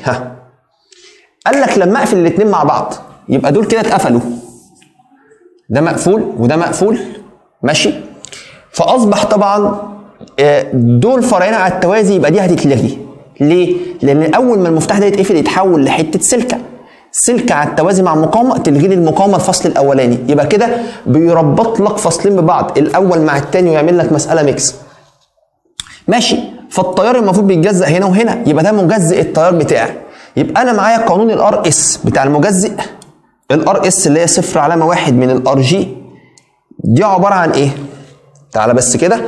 عباره عن الار اس بتساوي، اكتب لك القانون على جنبه، ار اس بتساوي اي جي ار جي على اي ناقص اي جي. بسم الله. اي جي اللي هنا معرفهاش، سيبها زي ما هي. احنا عايزين اي جي في الار جي. ار جي بتاعتي برضو معرفهاش، سميها لي ار جي على اي اللي هو قالها لي بكام؟ ب 0.11 كقيمه فعليه. يبقى معايا دي ب 0.11 ناقص الاي جي اللي انا برضو معرفهاش. برضو دي معادله في كام مجهول؟ في 2. اعرف احلهم رياضيا. احلهم ازاي؟ عندي طرق كتيره بقى زي ما علمتك. ممكن مثلا اجيب قيمه الار جي من هنا بالنسبه للاي جي واروح معوضه هنا اجيب قيمه الاي جي. او مثلا ممكن اساوي على فكره معادلتين ببعض. دي قيمتها 10 ار جي ودي قيمتها 0.1 من الار جي. هي رياضيا صعبه شويه، بس انا ممكن اجيب دي احسن في طرف لوحدها واقول لك ان الار جي بتساوي، طبعا هقسم ده على 10، فلما اقسم ليه؟ لان هنا في 10 جنبها هتخلص منها، فيبقى 11 ناقص اي جي ار جي على هنا الاي جي. طبعا دول مقسومين على 10، فال10 هتبقى جنب الاي جي تحت. كده انا معايا قيمه الار جي. اقدر بقى اشيل اي ار جي من هنا واحط القصه دي، تمام. بس هنا في حاجه، ايه هي؟ طب ما كده ايه ده ما كده الار جي اللي هنا هتطير مع الار جي اللي هنا. ايه الحلاوه دي؟ فانا اعرف اجيب قيمه الاي جي اصلا. والله العظيم طلعت ألذ. تعالى نحلها رياضه يلا. بسم الله. تعالى كده 0.1 بتساوي اكس على، لا الآلة دي بايظه، الآلة دي بتطلع لي ارقام غلط. خش على الآلة الثانيه بسرعه. 0.1 بتساوي اكس على 11.11 ناقص الاكس، يطلع لي 0 يبقى كده الاي جي بتاعتي بتساوي، اعمل اس دي اسهل، يطلع لي مثلا 1/110. 1/110 لما اعمل اس دي يطلع لي 0.01 بالتقريب يعني، لان هي المفروض طلعت لي بالامانه 0.009. دي التسعه دي تكبر الصفر اللي قبلها فتبقى 0.0 كام؟ 0.01. فيا اما ج او د. كده انا معايا الاي جي. خلاص اعرف اجيب بقى الار جي من هنا، اشيل كل اي جي واحط الرقم بتاعها اللي هو 0.01 على طول. يبقى 11. المهم هعملها على الاله تطلع لي ب 100 فالاجابه هتبقى د. خش على السؤال اللي بعده. سؤال رقم 71 بيقول لك عندك 2 فولتميتر اكس واي يحتوي كل منهما على نفس الجلفانوميتر. يبقى انا هنا عندي ادي فولتميتر وادي فولتميتر. الجلفانوميتر اللي هنا نفس الجلفانوميتر اللي هنا بالظبط، وحطيت مضاعف جهد مختلف، هنا R2 وهنا R1. راح قال لك ايه؟ خلي بالك R1 دي اكبر بكتير من R جلفانوميتر، لكن R2 هنا اقل من R جلفانوميتر، يبقى الفولتميتر ده افضل. ليه؟ لان الحاجه الحلوه كل ما ازود الار المقاومه اللي هي مضاعف الجهد كل ما ازودها، دي الحاجه الحلوه، فتحسن من جوده او كفاءه او الدقه او تقلل الحساسيه بتاعت الجلفانوميتر، دي الحاجه الحلوه يعني. المهم كمل. قال لك ما العباره الصحيحه التي تصف حركه مؤشر كل من الفولتميترين عند توصيل كل منهما على الحده بين نقطتين A و B في الدائره الموضحه بالشكل؟ هل ينحرف مؤشر الجهاز X بزاويه، ينحرف مؤشر الجهاز X بزاويه اكبر؟ هو قصده الجهاز ده. واحده واحده يا مستر. مش ده الحساسيه بتاعته قليله؟ دي الحاجه الحلوه. وده الحساسيه بتاعته كبيره، صح ولا لا؟ خلي بالك كلمه الحساسيه دي اللي هي اس اللي بتساوي سيتا على اي. ثبت كده التيار. الحساسيه لما بتزيد لازم الزاويه تزيد، والحساسيه لما بتقل لازم الزاويه ايه؟ تقل. بما ان ده حساسيته كبيره يبقى لما يدخل له جهد معين هينحرف لحد الاخر مثلا، لكن التاني ده لما يدخل له نفس الجهد فتلاقيه انحرف حبه قليلين لانه مش حساس، حساسيته قليله، عشان كده بيديني فرصه ان انا اقرا قيم اكبر من التيار او من الجهد يعني تخيل ده مثلا عند 10 فولت وصل للاخر، لكن ده عند 10 فولت وصل لحد هنا، فانا مديله فرصه اكبر ان هو يقرا 11 و12 و13 مثلا، ويقدر مدى ابعد لحد 15 فولت. فبالتالي الاجابه دي طبعا صحيحه، ينحرف الجهاز اكس بمؤشر او بزاويه اكبر. الحمد لله حظنا طلع في اول واحده. خش على السؤال اللي بعده. رسم بياني مديني الفي مع الاي جي، وانا مغمض المين هو مين؟ لا مش وانا مغمض، انا اسف. بص الفي بتساوي، نقرا السؤال الاول اللي ممكن انا ما اعرفش ده طبقا انهي جهاز. راح قال لك مضاعف جهد يبقى ده جهاز الفولتميتر، فالفي بتساوي اي جي افتح قوس ار جي زائد ار ام، لان ده اقصى جهد بيقراه اللي هو الفي. فلما اقسم في على الاي جي يديني ار جي زائد ار ام، يبقى الميل هنا مش ار جي مش ار ام، ده مجموعهم يا صاحبي. عظمه العظمه. تعالى بقى ما تيجي نجيبهم يلا بالمره. لسه هنتكلم. يبقى الار جي زائد الار ام بتاعتي هتبقى عباره عن ال 120 اللي هو الميل بقى على ال 12، انا باخد رقمين قصاد بعض، في 10 اس سالب 2، اوعى تنساها. فلما اقسم الرقمين دول على بعض 120 على 12 في 10 اس سالب 2 يديني 1000، فيديني 1000 اوم. حلو. قال لك بقى انا عايز قيمه مضاعف الجهد، خلي بالك، فلازم يكون معايا، انا معايا الار جي والار ام، فلازم يكون معايا الار جي. هو قال لك فعلا مقاومه ملف الار جي ب 50، يبقى دول اللي هم ب 1000. لو انا عايز مضاعف الجهد هاتها في طرف لوحدها، اطرح ال 1000 ناقص الار جي يديك 1000 ناقص 50 يعني بكام؟ 950. فالاجابه الاولى هتكون ب 950. قال لك اقصى فرق جهد يمكن قياسه بواسطه الفولتميتر. طب ما هو اقصى فرق جهد يمكن قياسه ده عباره عن الاي جي في مين؟ اي جي في الار جي زائد الار ام. طب الار جي بكام؟ ب 50. طب الار ام بكام؟ الار ام لسه مطلعينها ب 900، اللي هي الاثنين دول اللي هم ب 1000. يعني في حاجه هنا غلط مش مرتاح لها. طب ما انا مش معايا الاي جي. لا اله الا الله، مش معايا الاي جي. تقول لي مش هالف بقى من على الرسمه. لا خلاص، خد بقى اقصى قيمه من على الرسمه على طول. اقصى فرق جهد يمكن قياسه بس الفولتميتر. ما هو ما ادانيش اي جي، هعمل ايه؟ الفها يعني؟ لا، اقصى تيار يتحمله اهو. يا لهوي يا عم كلامنا صح. ينفع كده يا كتاب امتحان بتزودني؟ خلاص كده اضرب دول في بعض يلا، يديك صفر علامه 1 2 في الار جي والار ام مع بعض اللي هم ب 1000 يديك 120. الله، طب انا كنت خدت يلا. لا بس طبعا دي هبدايه مني يعني، انا كنت فاكر مفيش الاي جي. انا هنا مش في حاجات، انا لازم اعمل حاجات غريبه كده عشان اشوف، لان انا ببقى قريب من الشاشه قوي والكشاف ده بيكون ضارب هنا، ففي حاجات احيانا مش بقدر اشوفها يعني، فبضطر افضل اتحرك كل شويه. سؤال رقم 73 بيقول لك دائره كهربائيه تحتوي على مقاومه مقدارها 10، ما اعرفش دي مين، موصله على التوازي بفولتميتر. ثانيه بقى، يبقى انا عندي مقاومه اهي اسمها 10 اوم، وصلت معاها على التوازي جهاز فولتميتر. ماشي، كمل كده. مقاومه الفولتميتر ككل، يبقى المقاومه بتاعت الفولتميتر ار بتاعته اهو، اسميها ار في ب 50 اوم. خلي بالك ار الفولتميتر ده عباره عن ارتين، ار جي وار ام مع بعض. ماشي. وعندما مر بالدائره تيار، يبقى مديني التيار اللي ماشي في الدايره، الدايره هي اللي هي بالبنفسجي، التيار اللي ماشي فيها بكام؟ 0.6 امبير، دي الدايره بتاعتي، وادي البطاريه اهي. حلو. ها، انحرف مؤشر الفولتميتر الى نهايه تدريجه، يبقى الفولتميتر هنا راح لحد الاخر.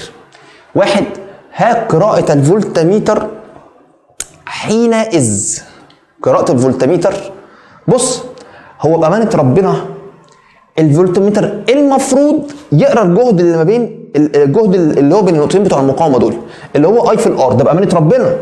ولكن ده لو كفاءته 100%، ومفيش جهاز في الدنيا كفاءته 100%، فبضمير، مش بضمير قوي، او الحقيقي، سميه الحقيقي، المفروض يقرا لي مين؟ اي اللي فوق في ار اللي فوق، اللي هو 0.6 في 10، فيديني 6 فولت. ده الحقيقي. بس هو مش هيقرا ده، امال هيقرا مين؟ تعال نشوف. مش التيار ده هيتجزأ فوق وتحت؟ تقول لي اه. فهو هيقرا اي اللي هتتجزأ فوق في الار اللي فوق، او اي اللي تحت في ار اللي تحت. اختار ايهما اقرب يعني. طب مستر انا ولا معايا التيار اللي فوق ولا معايا التيار اللي تحت، يلا نجيبه. ازاي اجيب تيار الفرع باختصارا سريعا بطريقه الفهلوه؟ لو انا عايز اي اللي فوق اهو، بجيبها نسبه من التيار الكلي، باخد التيار الكلي في ار البعيده على مجموعهم، يبقى 50 على 60. فلما اعمل 0.6 في 50 على 60 يديني 0.5. يبقى خلي بالك التيار اللي فوق المفروض يبقى بنص امبير. فالفولتميتر كده علشان يقرا قراءه، ما هو مستحيل يقرا جهد الا لما يسحب شويه تيار يعرف الجهد بتاعه بكام. فهو سحب 1/10 امبير، لان مجموع دول لازم يبقى 6/10. فبالتالي هو اثر على تيار الدايره، فبيقرا جهد غير الجهد اللي المفروض يقراه، عشان كده كفاءته مش 100%، لانه بيغلط خطا كده بسيط بيكون مقبول يعني. فبامانه ربنا اللي هو هيقراه نص في 10 اللي هو 5 فولت، او 0.1 في 50 اللي هو برضه هيبقى 5 فولت. فالجهد اللي هو هيقراه اللي هو ده بتاع اللي هيقراه الفولتميتر نفسه، ده الحقيقي، بس اللي هو هيقراه بكام؟ اللي هو 5 فولت. فبالتالي الاجابه لازم تكون كام؟ 5 فولت. هو بيسالك الفولتميتر هيقرا ايه؟ السؤال الثاني بيقول لي المطلوب الثاني يعني اقصى فرق جهد يمكن ان يقيسه الفولتميتر. حلو. لما وصل مع التوالي يبقى هو عايز الفي. لما وصل مع التوالي مقاومه مقدارها كام؟ 4950. يبقى انا هنا هوصل معاه مقاومه اسمها 4000 اللي هي مين بقى؟ اللي هي الار ام، تساوي 4950 اوم.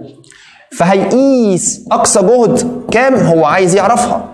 طب انا محتاج الاي جي. تقول لي يا مستر ثانيه واحده، مش في الحاله الاولى ده الفولتميتر ده كان كانه جلفانوميتر يعني قديم فهعدل عليه، صح؟ فاقصى تيار كان بيقراه كام؟ 0.1. يبقى انا معايا الاي جي بتاعتي يعتبر ب 0.1. يبقى انا استغليت الرسمه الاولى، خدت منها المعطى ده ثم امسحها، شكرا مش عايزها تاني. حلو قوي، تمام. وانا اضفت عليه ار ام. طب الار بقى القديمه كانت بكام؟ اللي هي كانها ار جي. فالار جي بتاعتي تساوي، احنا اتفقنا اللي هي ب 50 اوم. عظمه العظمه. خلاص يا مستر انت عوض وشكرا. انا عارف ان القانون بتاعي في بتساوي اي جي افتح قوس ار جي زائد ار ام. واحده واحده. الفولتميتر القديم انا بعتبره جلفانوميتر، القديم كانت مقاومته ب 50 يبقى الار جي ب 50. اي جي جبتها منين؟ من الدايره اللي عندي اللي انا كنت راسمها. هو قال لك ان هو هيضيف معاه ار ام بكام؟ بالرقم ده. هات الفي. خلصت والله. صفر علامه واحد. ها افتح قوس ار جي زائد الار ام اللي هي 50 زائد 4950 يديك 100 تقريبا. الاجابه هتبقى ايه؟ لا انا بحسب غلط. صفر علامه واحد فيه 1000 5000 قصدي يديك 500، فالاجابه تبقى د. خش على السؤال اللي بعده. سؤال رقم 74 بيقول لي دائره كهربيه بها مقاومه ثابته 6 اوم.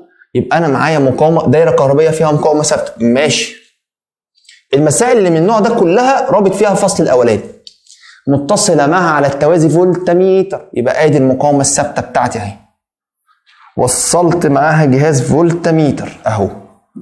ارسم علشان بس تتفهم الموضوع. المقاومه الثابته بتاعتي باللون الاحمر اسمها 6 اوم. الفولتميتر بتاعي مقاومته 30. يبقى المقاومه اللي تحت اسمها 30 اوم مقاومه الجهاز نفسه. وعندما مر بالدائره تيار شدته بوينت علامه 2 يبقى في تيار بيمشي هنا شدته صفر علامه 2 امبير. انحرف المؤشر الى نهايه التدريج. نفس الفكره اللي فاتت. فاذا وصلت ثانيه واحده الجمله دي هطلع منها بمعطى وهي سايبه. قال لك جمله فاصله اطلع باي بتنجان. تعالى مستر مش المؤشر هنا انحرف الى نهايه التدريج؟ يبقى انا اقدر اجيب اقصى تيار يقدر يقرا اللي هو الاي جي. اجيبه ازاي؟ هات تيار الفرع اللي هنا هيكون ساعتها اسمه الاي جي اللي هو انا هعتبر ده وكانه يعني كان جلفانوميتر قديم لو هيعدل عليه يصبح فولتميتر احسن منه. فالاي اللي هنا اجيبها ازاي؟ بطريقه الفهلوه يا صاحبي. اي الفرع بتساوي اي الكليه مضروبه فيه، مش انت عايز اي الفرع اللي تحت المقاومه البعيده على مجموعهم. شكرا. في عندك طرق تانية. 6 على 36 مضروبه طبعا في بوينت 2 يديك رقم كده صفر علامه 0.333. يبقى الاي جي بيساوي كام؟ صفر علامه 0.33. هكتفي بالشكل ده. حلو.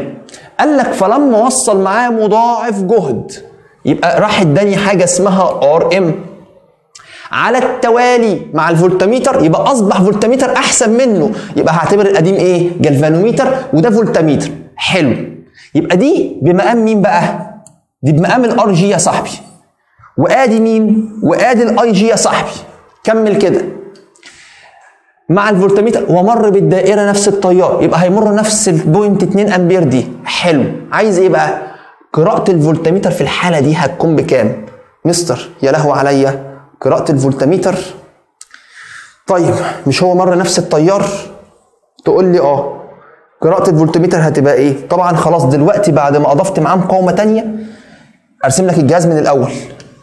ادي ال6 وادي بوينت 2 وادي الفولتميتر. الفولتميتر دلوقتي اصبح عباره عن مقاومتين، الار جي اللي ب 30 واضفت معاه هنا اهو مقاومه. المقاومه اللي اضفتها دي اسمها ايه؟ 144. فالمقاومات اللي تحت زادت، اذا هتسحب لي هنا تيار اقل، صح؟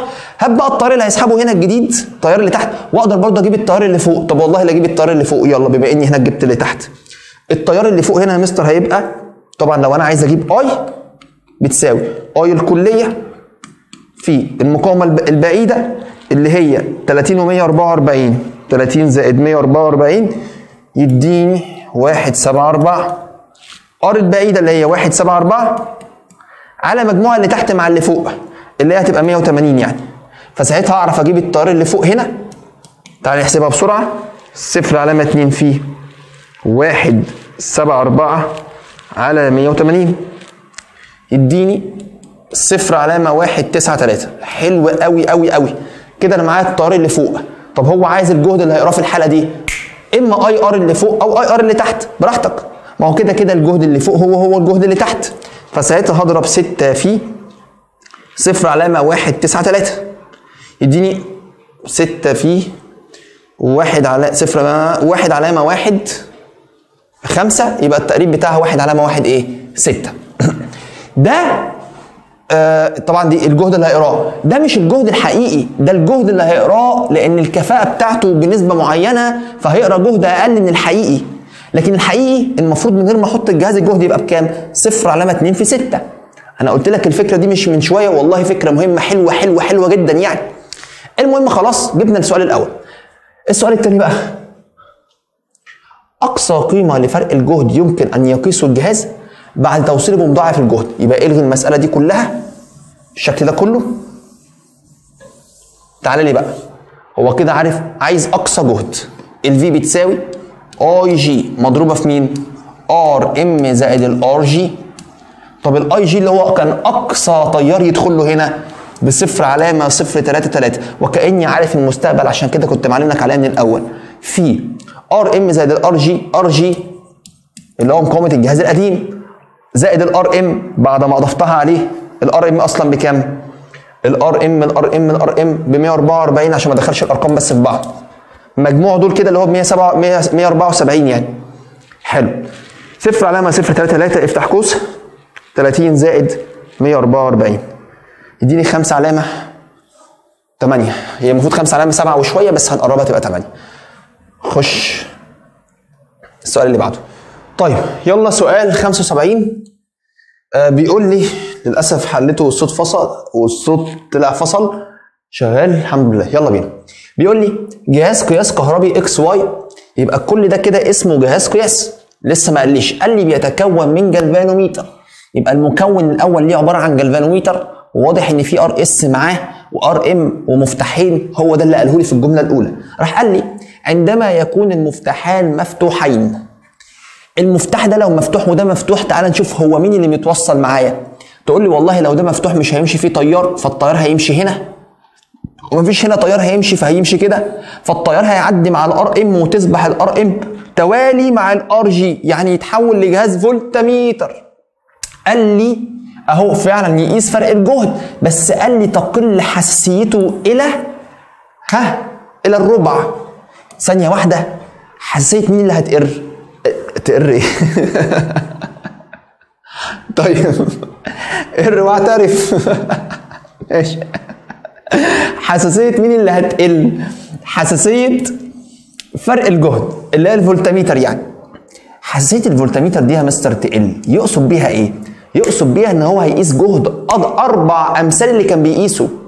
يعني الفي هيكون عباره عن 4 من الفي جي. فاكر لما كنا بنقول حساسيه الاميتر لما بتقل فيقيس تيار 4 امثال؟ نفس الفكره. طيب يبقى سيب دي كده على جنب. ماشي، دي الحاله الاولى. قال لك وعندما يكون المفتاحان مغلقان. يبقى حاله ثانيه خالص اهو، المفتاح ده مقفول وده مقفول. طالما ده مقفول فالتيار هيعدي من هنا، لان دي هتصبح سلكه فاضيه مع مقاومه فتلغي لي المقاومه، فالتيار يعدي من هنا. وطبعا ده هيكون ايه؟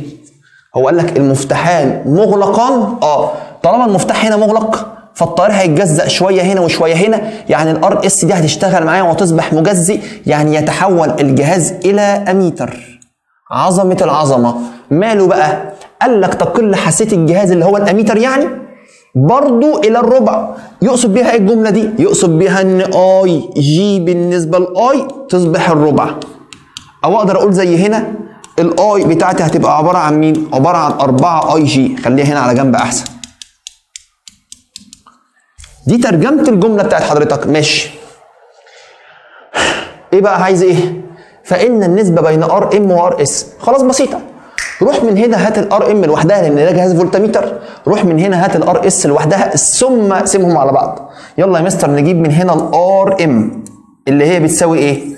في ناقص في جي. طب ما الفي ب4 في جي ناقص في جي على اي جي. اطرح اللي فوق من بعض يديك ايه؟ 3 في جي. تعالى هكمل هنا الاول على اي جي. في جي على اي جي دي اسمها ار جي اصلا، يبقى بتساوي 3 ار جي. يبقى انا كده معايا قيمه مين؟ الار ام. يبقى الار ام اسمها 3 ار جي.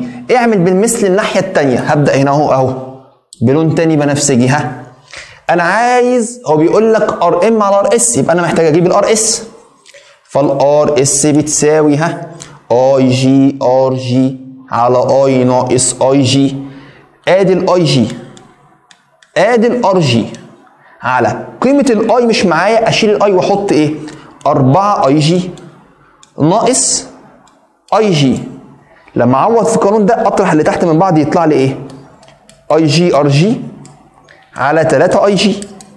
تطير الاي جي مع الاي جي يبقى لي تلت الار جي. يبقى الار اس عباره عن ايه؟ تلت الار جي بتساوي عظمه العظمه. خلاص احنا عايزين مين بقى باللون الاسود؟ عايزين نجيب قيمه الار ام على الار اس. الار ام بكام؟ ب 3 ار جي والار اس بتلت ار جي. راحت الار جي مع الار جي يديك 3 على تلت يعني ب9. خش على السؤال اللي بعده. بيقول لحضرتك جالفانوميتر حساس مقاومه ملفه يبقى مديني حاجه اسمها الار جي. ماشي. عايز ايه؟ اقصى تيار يتحمله يعني مديني الاي جي. وصلت ملفه على التوازي بمقاومه مقدارها 1 اوم ليكون معا جهازا واحد. يبقى هو لما وصله لحاجه اسمها ار اس ب1 ثم وصلت الجهاز ده جهاز الاميتر، ما هو كده تحول لاميتر، رحت وصلت الاميتر ده على التوالي بمقاومه مقدارها كذا على التوالي، يبقى دي الار ام ليكون فولتميتر. والله صح. اقصى فرق جهد يمكن يقيسه بكام؟ نمشيها بقى واحده واحده. هو كان جلفانوميتر مقاومته ب4 اهي، ده الجلفانوميتر. رحت واقصى تيار يتحمله جلفانوميتر كان اسمه ايه؟ كان اسمه اي جي، مديها لك ب1 ملي امبير. حلو. طيب راح وصل مع التوالي بمقاومه مقدارها 1 اوم على التوالي ولا على التوازي؟ معلش على التوازي. فلما وصلته على التوازي بمقاومه اهي اسمها 1 اوم. بقوا اصبحوا دول كده جهاز واحد. طب مستر ما هو كده اقصى تيار هيتقيسوا الجهاز ككل ده اللي هو هتبقى اي جي جديده، لان ده كله كده هيصبح جهاز وكانه جهاز جلفانوميتر جديد اللي هو جهاز الاميتر ده. فهو مش هيقرا نفس الاي جي بقى، ده هيقرا اي بره اسمها اي، هتبقى هي الاي جي الجديده، لان الجهاز ده كله كده انا هسميه ار جي يعني جلفانوميتر جديد، وكأن ده القديم عدلت عليه فاصبح واحد جديد. ماشي. فانا محتاج اجيب اي اللي بره. طب اجيبها ازاي؟ نعوض في القانون. معايا الار اس، اعوض في قانون الاي جي بالنسبه لاي اللي هي ار اس على ار اس زائد ار جي، قانون الحساسيه. يلا اي جي بتاعتي بكام؟ ب1 ملي امبير على اي ما اعرفهاش بتساوي ار اس اللي هي ب1 على 1 زائد الار جي اللي هي ب4. دول طبعا ب5، 1 في 5 على 1 يديني 5، يبقى التيار ب5 ملي امبير. يبقى التيار اللي بره ده اللي الجهاز ككل بيقيسه اسمه 5 ملي امبير. اشطب بقى على كل ده واعمل التعديله الجديده. ايه هي؟ ده كله كده هعتبره جهاز جلفانوميتر جديد.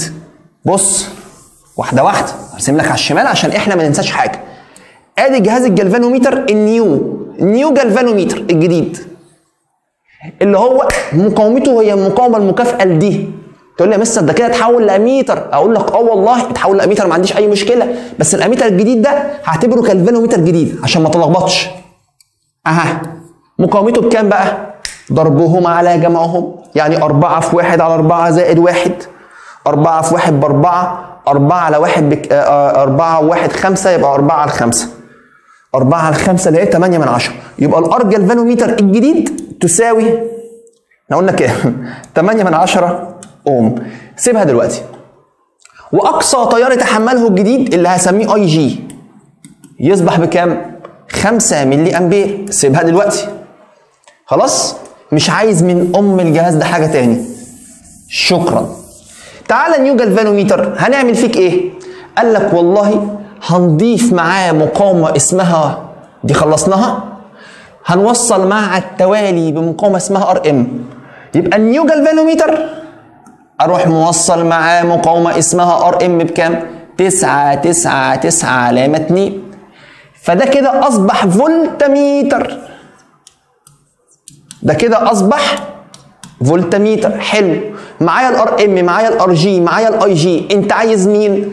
انت عايز اقصى جهد هيقيسه. فاقصى جهد بيقيسه الفولتميتر الجديد عباره عن اي جي افتح قوس ار جي زائد ار ام. عشان ما تتلخبطش بس بالمسميات. اي جي اللي هي بتاعت النيو جلفانوميتر بكام؟ ب5 ملي امبير. خد ال5 دي اضربها في 10 اس سالب 3 افتح قوس. ار جي بتاعتك اللي هي نيو جالفانوميتر 0 علامه 8 زائد ار ام بتاعتك 999.2. طبعا الرقم ده كله كده عباره عن 1000. اضرب 1000 في الرقم ده او على الاله بقى على طول ما توجعش دماغك اهو. 5 في 10 أس سالب 3 في الرقمين دول هتجمعهم يديك 5 على طول، فالإجابة هتكون ب. يا لهوي على جمدان السؤال يا شباب. سؤال رقم 77 بيقول ملي أميتر ينحرف مؤشره إلى نهاية تدريجه. يبقى ده ملي أميتر لما يمر فيه تيار اسمه 10 ملي أمبير، يبقى منطقيا المفروض ده قيمة الأي جي. راح قال لي بس خلي بالك الجهاز ده معاه مقاومة اسمها 0 علامة 2 متصل على التوازي. يبقى ادي الجهاز بتاعي معاه مقاومة على التوازي اسمها 0 علامة 2 مع الجلفانوميتر اللي مقاومته، ادي الجلفانوميتر اهو اللي فوق ده مقاومته بكام؟ ب 33. مستر ثانية واحدة، هو بيديني الكلام ده ليه؟ اقول لك ليه. هو قال لك كده ان ده كله كده على بعضه اسمه الملي اميتر اللي انا اعتبرته جلفانوميتر. التيار اللي الجلفانوميتر ده بيقراه اللي هو التيار اللي بره اللي بيدخل له هو ب 10 ملي امبير، يبقى ده اي جلفانوميتر عادي جدا. اوعى تقول لي اي جلفانوميتر اللي هنا، لا، لان ده كله على بعضه هو اللي جلفانوميتر او ملي اميتر او زي ما تسميه يعني. فالتيار اللي بيقيسه هو التيار اللي براهم. طب هل دي كده تسمى ار جي؟ تقول لي لا، ار جي هي المقاومتين دول مع بعض، لان القصه كلها انا معتبر مين الجهاز دلوقتي؟ هو ده الجهاز بعد التعديل اللي بيقرا لي التيار ده بعد التعديل، فلسه هعدل عليه تاني، اذا هعتبر هو ده الجلفانوميتر. فالجلفانوميتر ده مقاومته المكافئه هي الار جي، فالار جي عشان احسبها اخد ضربهم على مين؟ على جمعهم. فتقول لي حضرتك 0 علامه 2 في 33 على 0 علامه 2 زائد 33 يطلع لك 0 علامه 198. والاي اللي بيقيسه مش الاي اللي هنا، الاي الجديد اللي هو براهم، تمام، اللي هو 10 ملي امبير ده اسمه الاي جي. حلو، فهيعدل عليه او بيقول لي بعد اذنك احنا عايزين قيمه المقاومه اللازم اللي هو اللي هيعدلها يعني اللي احنا هنوصلها على التوالي علشان يتحول لاميتر يقيس الى اميتر، لا، يتحول الملي اميتر لفولتميتر. يبقى احنا عايزين نحوله لفولتميتر واقصى جهد هيقراه ب 10، يبقى مديني اقصى قراءه للجهد ب 10 فولت. هنحطها كده على جنب. طب خلاص يا مستر الموضوع بسيط، مش انا هو عايز يجيب ار ام، ادي الار ام بتساوي في ناقص في جي على اي جي، معايا كل حاجه اعوض خلصت. الفي اقصى قراءه هيقراها ب 10. طب الفي جي دي ده عباره عن الاي جي في الار جي. اوعى كنت تاخد ال 33 هي الار جي، لان ده مش الجهاز، ده مش الجهاز بتاعي، ده كله كده الجهاز ككل. فالاي جي بتاعتي اللي هي ب 10 في 10 اس سالب 3 عشان بالملي امبير في الار جي اللي هي 0 علامه 198. السؤال ده مستوى عالي والله، دي اسئله مستويات عليا. انا عمال بقالي 5 اسئله كده عمال احل مستويات عليا حرفيا. على الاي جي بتاعتي اللي هي بكام؟ ب 10 في 10 اس كام؟ سالب 3. اعمل ده على الاله يطلع لي 999 علامه 8. خش على السؤال اللي بعده. سؤال رقم 78. دائره كهربيه ولسه في المستويات العليا، تحتوي على عمود كهربي مديني الفي بي بتاعتي. مقاومته الداخليه مهمله، وصل بمقاومتين، يبقى العمود ده وصلته بمقاومتين 16 و40 على التوالي. ارسمها كده عشان ما نتوهش. ادي العمود، ادي المقاومتين اللي على التوالي، واحده ب 40 والثانيه ب 16. ولما وصلت فولتميتر على التوازي مع ال 40، لا عدل الرسمه بقى عشان يبقى شكلها شياكه. رحت وصلت فولتميتر على التوازي مع ال 40. انحرف المؤشر الى 6 فولت، يبقى الفولتميتر ده قرأ لي قد ايه؟ قرأ لي 6 فولت. فإن مقاومة الفولتميتر تساوي كام؟ مع العلم ان هو قال لي الفي بي هنا ب 10 فولت، والمقاومة دي طبعا بكام؟ ب 16 اوم. واحدة واحدة بقى. مستر نعم، مش جهد ده 6 فولت؟ إذا الجهد اللي فوق برضه 6 فولت. اذا الحته دي جهدها 4 فولت. ليه؟ علشان الجهد بتاع البطاريه بيتجزأ على حتت، فالحته دي ككل كده خدت 6 فولت، فالحته دي تاخد 4 فولت. عظمه العظمه. استفدت ايه لما عرفت الجهد اللي هنا؟ جبت التيار الكلي. فالتيار اللي ماشي في الدايره اقدر اجيبه من هنا، اي بتساوي في على ار 4 على 16، يديني ربع تقريبا، 4 على 16 بربع فعلا. يبقى التيار اللي ماشي في الدايره بصفر علامه 2 5. هو انا جبته ليه؟ والله مش عارف، تعال اقول لك ليه. بسم الله. كده انا معايا التيار، لو معايا التيار ومعايا الفي بي اعرف اجيب ار الكليه. فار الكليه عباره عن مين؟ دي قلبت مساله فصل اولاني، في بي على اي الكليه.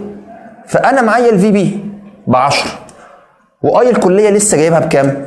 صفر علامه 2 5، يدينا 40 صح؟ 10 على ربع يدينا 40. يبقى المفروض المقاومه المكافئه تكون ب 40. حلو قوي. اقفش لي بقى الدايره دي، فيها هنا مقاومتين توازي ومقاومه هنا توالي، مكافئتهم ب 40، فدي المفروض ب 16. دول مع بعض ب 40، يبقى مكافاه دول كده مع بعض المفروض تبقى بكام؟ 40 ناقص 16 يديك 24. يبقى دول مع بعض لازم قيمتهم ب 24. طب انا معايا اللي فوق ب 40 ما اعرفش اجيب اللي تحت. تقول لي اعرف ليه؟ لان المكافاه ار داش لمقاومتين على التوازي بتساوي حاصل ضربهم على حاصل جمعهم. فالار داش اتفقنا ان هي خلاص ب 24 وعرفنا جبناها ازاي. دي عباره عن ايه؟ ضربهم اللي هو المقاومه اللي فوق اللي ب 40 في المقاومه اللي تحت ما اعرفهاش، يبقى 40 في ار. هسمي المقاومه اللي تحت ار واللي فوق 40 اهي، على 40 زائد ار. المفروض مجموعهم يطلع لي 24. احلها على الاله، 24 على ما يساوي 40 اكس على 40 زائد الاكس، يطلع لي 60. يبقى الار لازم تكون بكام؟ ب 60. يا لهوي على العظمه. ايه ده؟ ايه ده ايه ده ايه ده ايه ده؟ يا لهوي. ماشي. مش عارف اعيد لك تاني ولا اعمل ايه. الله يكون في عونك، والله الله يكون في عونك يا اخي. القصه كلها انا مشيتها فصل اولاني بالتمام يعني. المطلوب الثاني، اذا كانت اقصى قراءه للفولتميتر 7.5 فولت، سيبها دلوقتي انا مش عارف دي مين، فان قيمه المجزئ يبقى هو هيعدل على الجهاز اللي عندي اللي هو اصلا فولتميتر، واقصى قراءه كان بيقراه. خلي بالك جهاز الفولتميتر ده هيبقى اسمه جلفانوميتر. ليه؟ لان انا هاخد الجهاز اللي هو اسمه فولتميتر هعدل عليه، فهعتبره هو وكانه جلفانوميتر. فجهاز الجلفانوميتر ده اللي هو الفولتميتر اقصى جهد بيقراه كام؟ 7.5. فاللي دي وكانها يعني اسمها في جي بكام؟ ب 7.5. طب ما الفولتميتر القديم مقاومته كانت ب 60، يبقى الار جي برضه معايا بكام؟ ب 60. طب ما انا من دول اعرف اجيب الاي جي. اي جي بتساوي في جي على 60، 7.5 على 60 يديني كام؟ 7.5 على 60 صفر علامه 125 امبير. عظمه العظمه. فثم هوصل معاه مجزئ تيار يعني مقاومه على التوازي اسمها ار اس. عايزها اللي هتخليه يقيس تيار اقصاه، يبقى مديني الاي ب 5 امبير. اقصى تيار هيقيسه ب 5 امبير. عظمه العظمه. يعني عايز الار اس، عوض في قانون الار اس بتساوي اي جي ار جي اللي هي اصلا الفي جي اللي هي بكام؟ ب 7.5 على اي ناقص الاي جي يعني 5 ناقص صفر علامه 125. اعمل دول على الاله يطلع لي صفر على 1 علامه 5 4 فيطلع لي الاجابه ب. شكرا. سؤال 79 بيقول لي في الشكل المقابل لتحويل الجلفانوميتر الى فولتميتر يقيس اكبر فرق جهد ممكن يجب ان يتم غلق انهي مفتاحين. هنقعد بقى نجرب. طبعا انت عايزه يقيس اكبر فرق جهد، يبقى لازم تجيب اكبر ار ام، اكبر مقاومات توالي. فهل ده هيحصل لما اقفل كي 1 وكي 4؟ تعال نشوف. والله لو قفلت كي 1 يبقى هنا طبعا مفيش تيار، فالتيار هيمشي كده. وقفلت كي 4 ده انا كده وصلته بمقاومه على التوازي. لا، ما مش مقتنع بيها، غلط طبعا. لازم اضيف معاه مقاومه على التوالي ويكون قيمتها كبيره. فتعال نشوف. هل لما اقفل كي 1 وكي 3 مع بعض، لو قفلت كي 1 وكي 3 مش هيفرق في حاجه، لان كده كده المقاومه دي هتتلغي، لان دي اصبحت حته سلك على التوازي مع مقاومه، فدي اتلغت، فالتيار هيمشي كده دايركت، فشكرا برضو مش هي يعني. انا عايزه يكون معاه اكبر مقاومه على التوالي. طيب الاجابه ج لما اقفل 3 و4، بص لما اقفل 3 فالتيار هيمشي كده يعدي على مقاومه 1000، لما اقفل 4 فالتيار هنا هيتجزأ شويه هنا وشويه هنا، بس ستيل معاه ايه؟ معاه مقاومه على التوالي ب1000، فدي ممكن مقبوله، بس عارف انت لو كان قفل 3 لوحده كان هيبقى احسن. الاخيره ما قاليش ان هو قفل 3 لوحده، يبقى هنا انا اصبح ده الجهاز بتاعي معاه مقاومه على التوالي ب1000، فهل 1000 هتكون افضل ولا الحاله الاخيره؟ تعال نشوف الحاله الاخيره كده.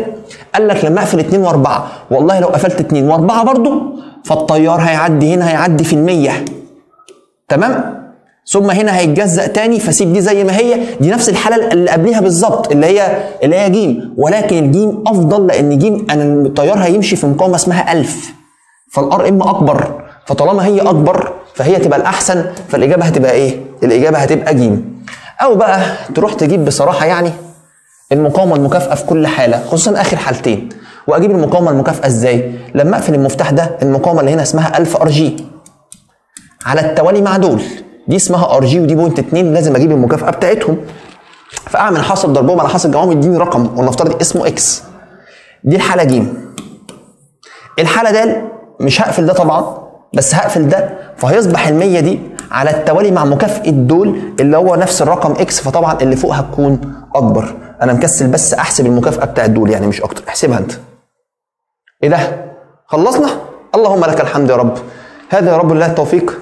كده الفولتميتر اتنسف مع الاميتر مع الجلفانوميتر.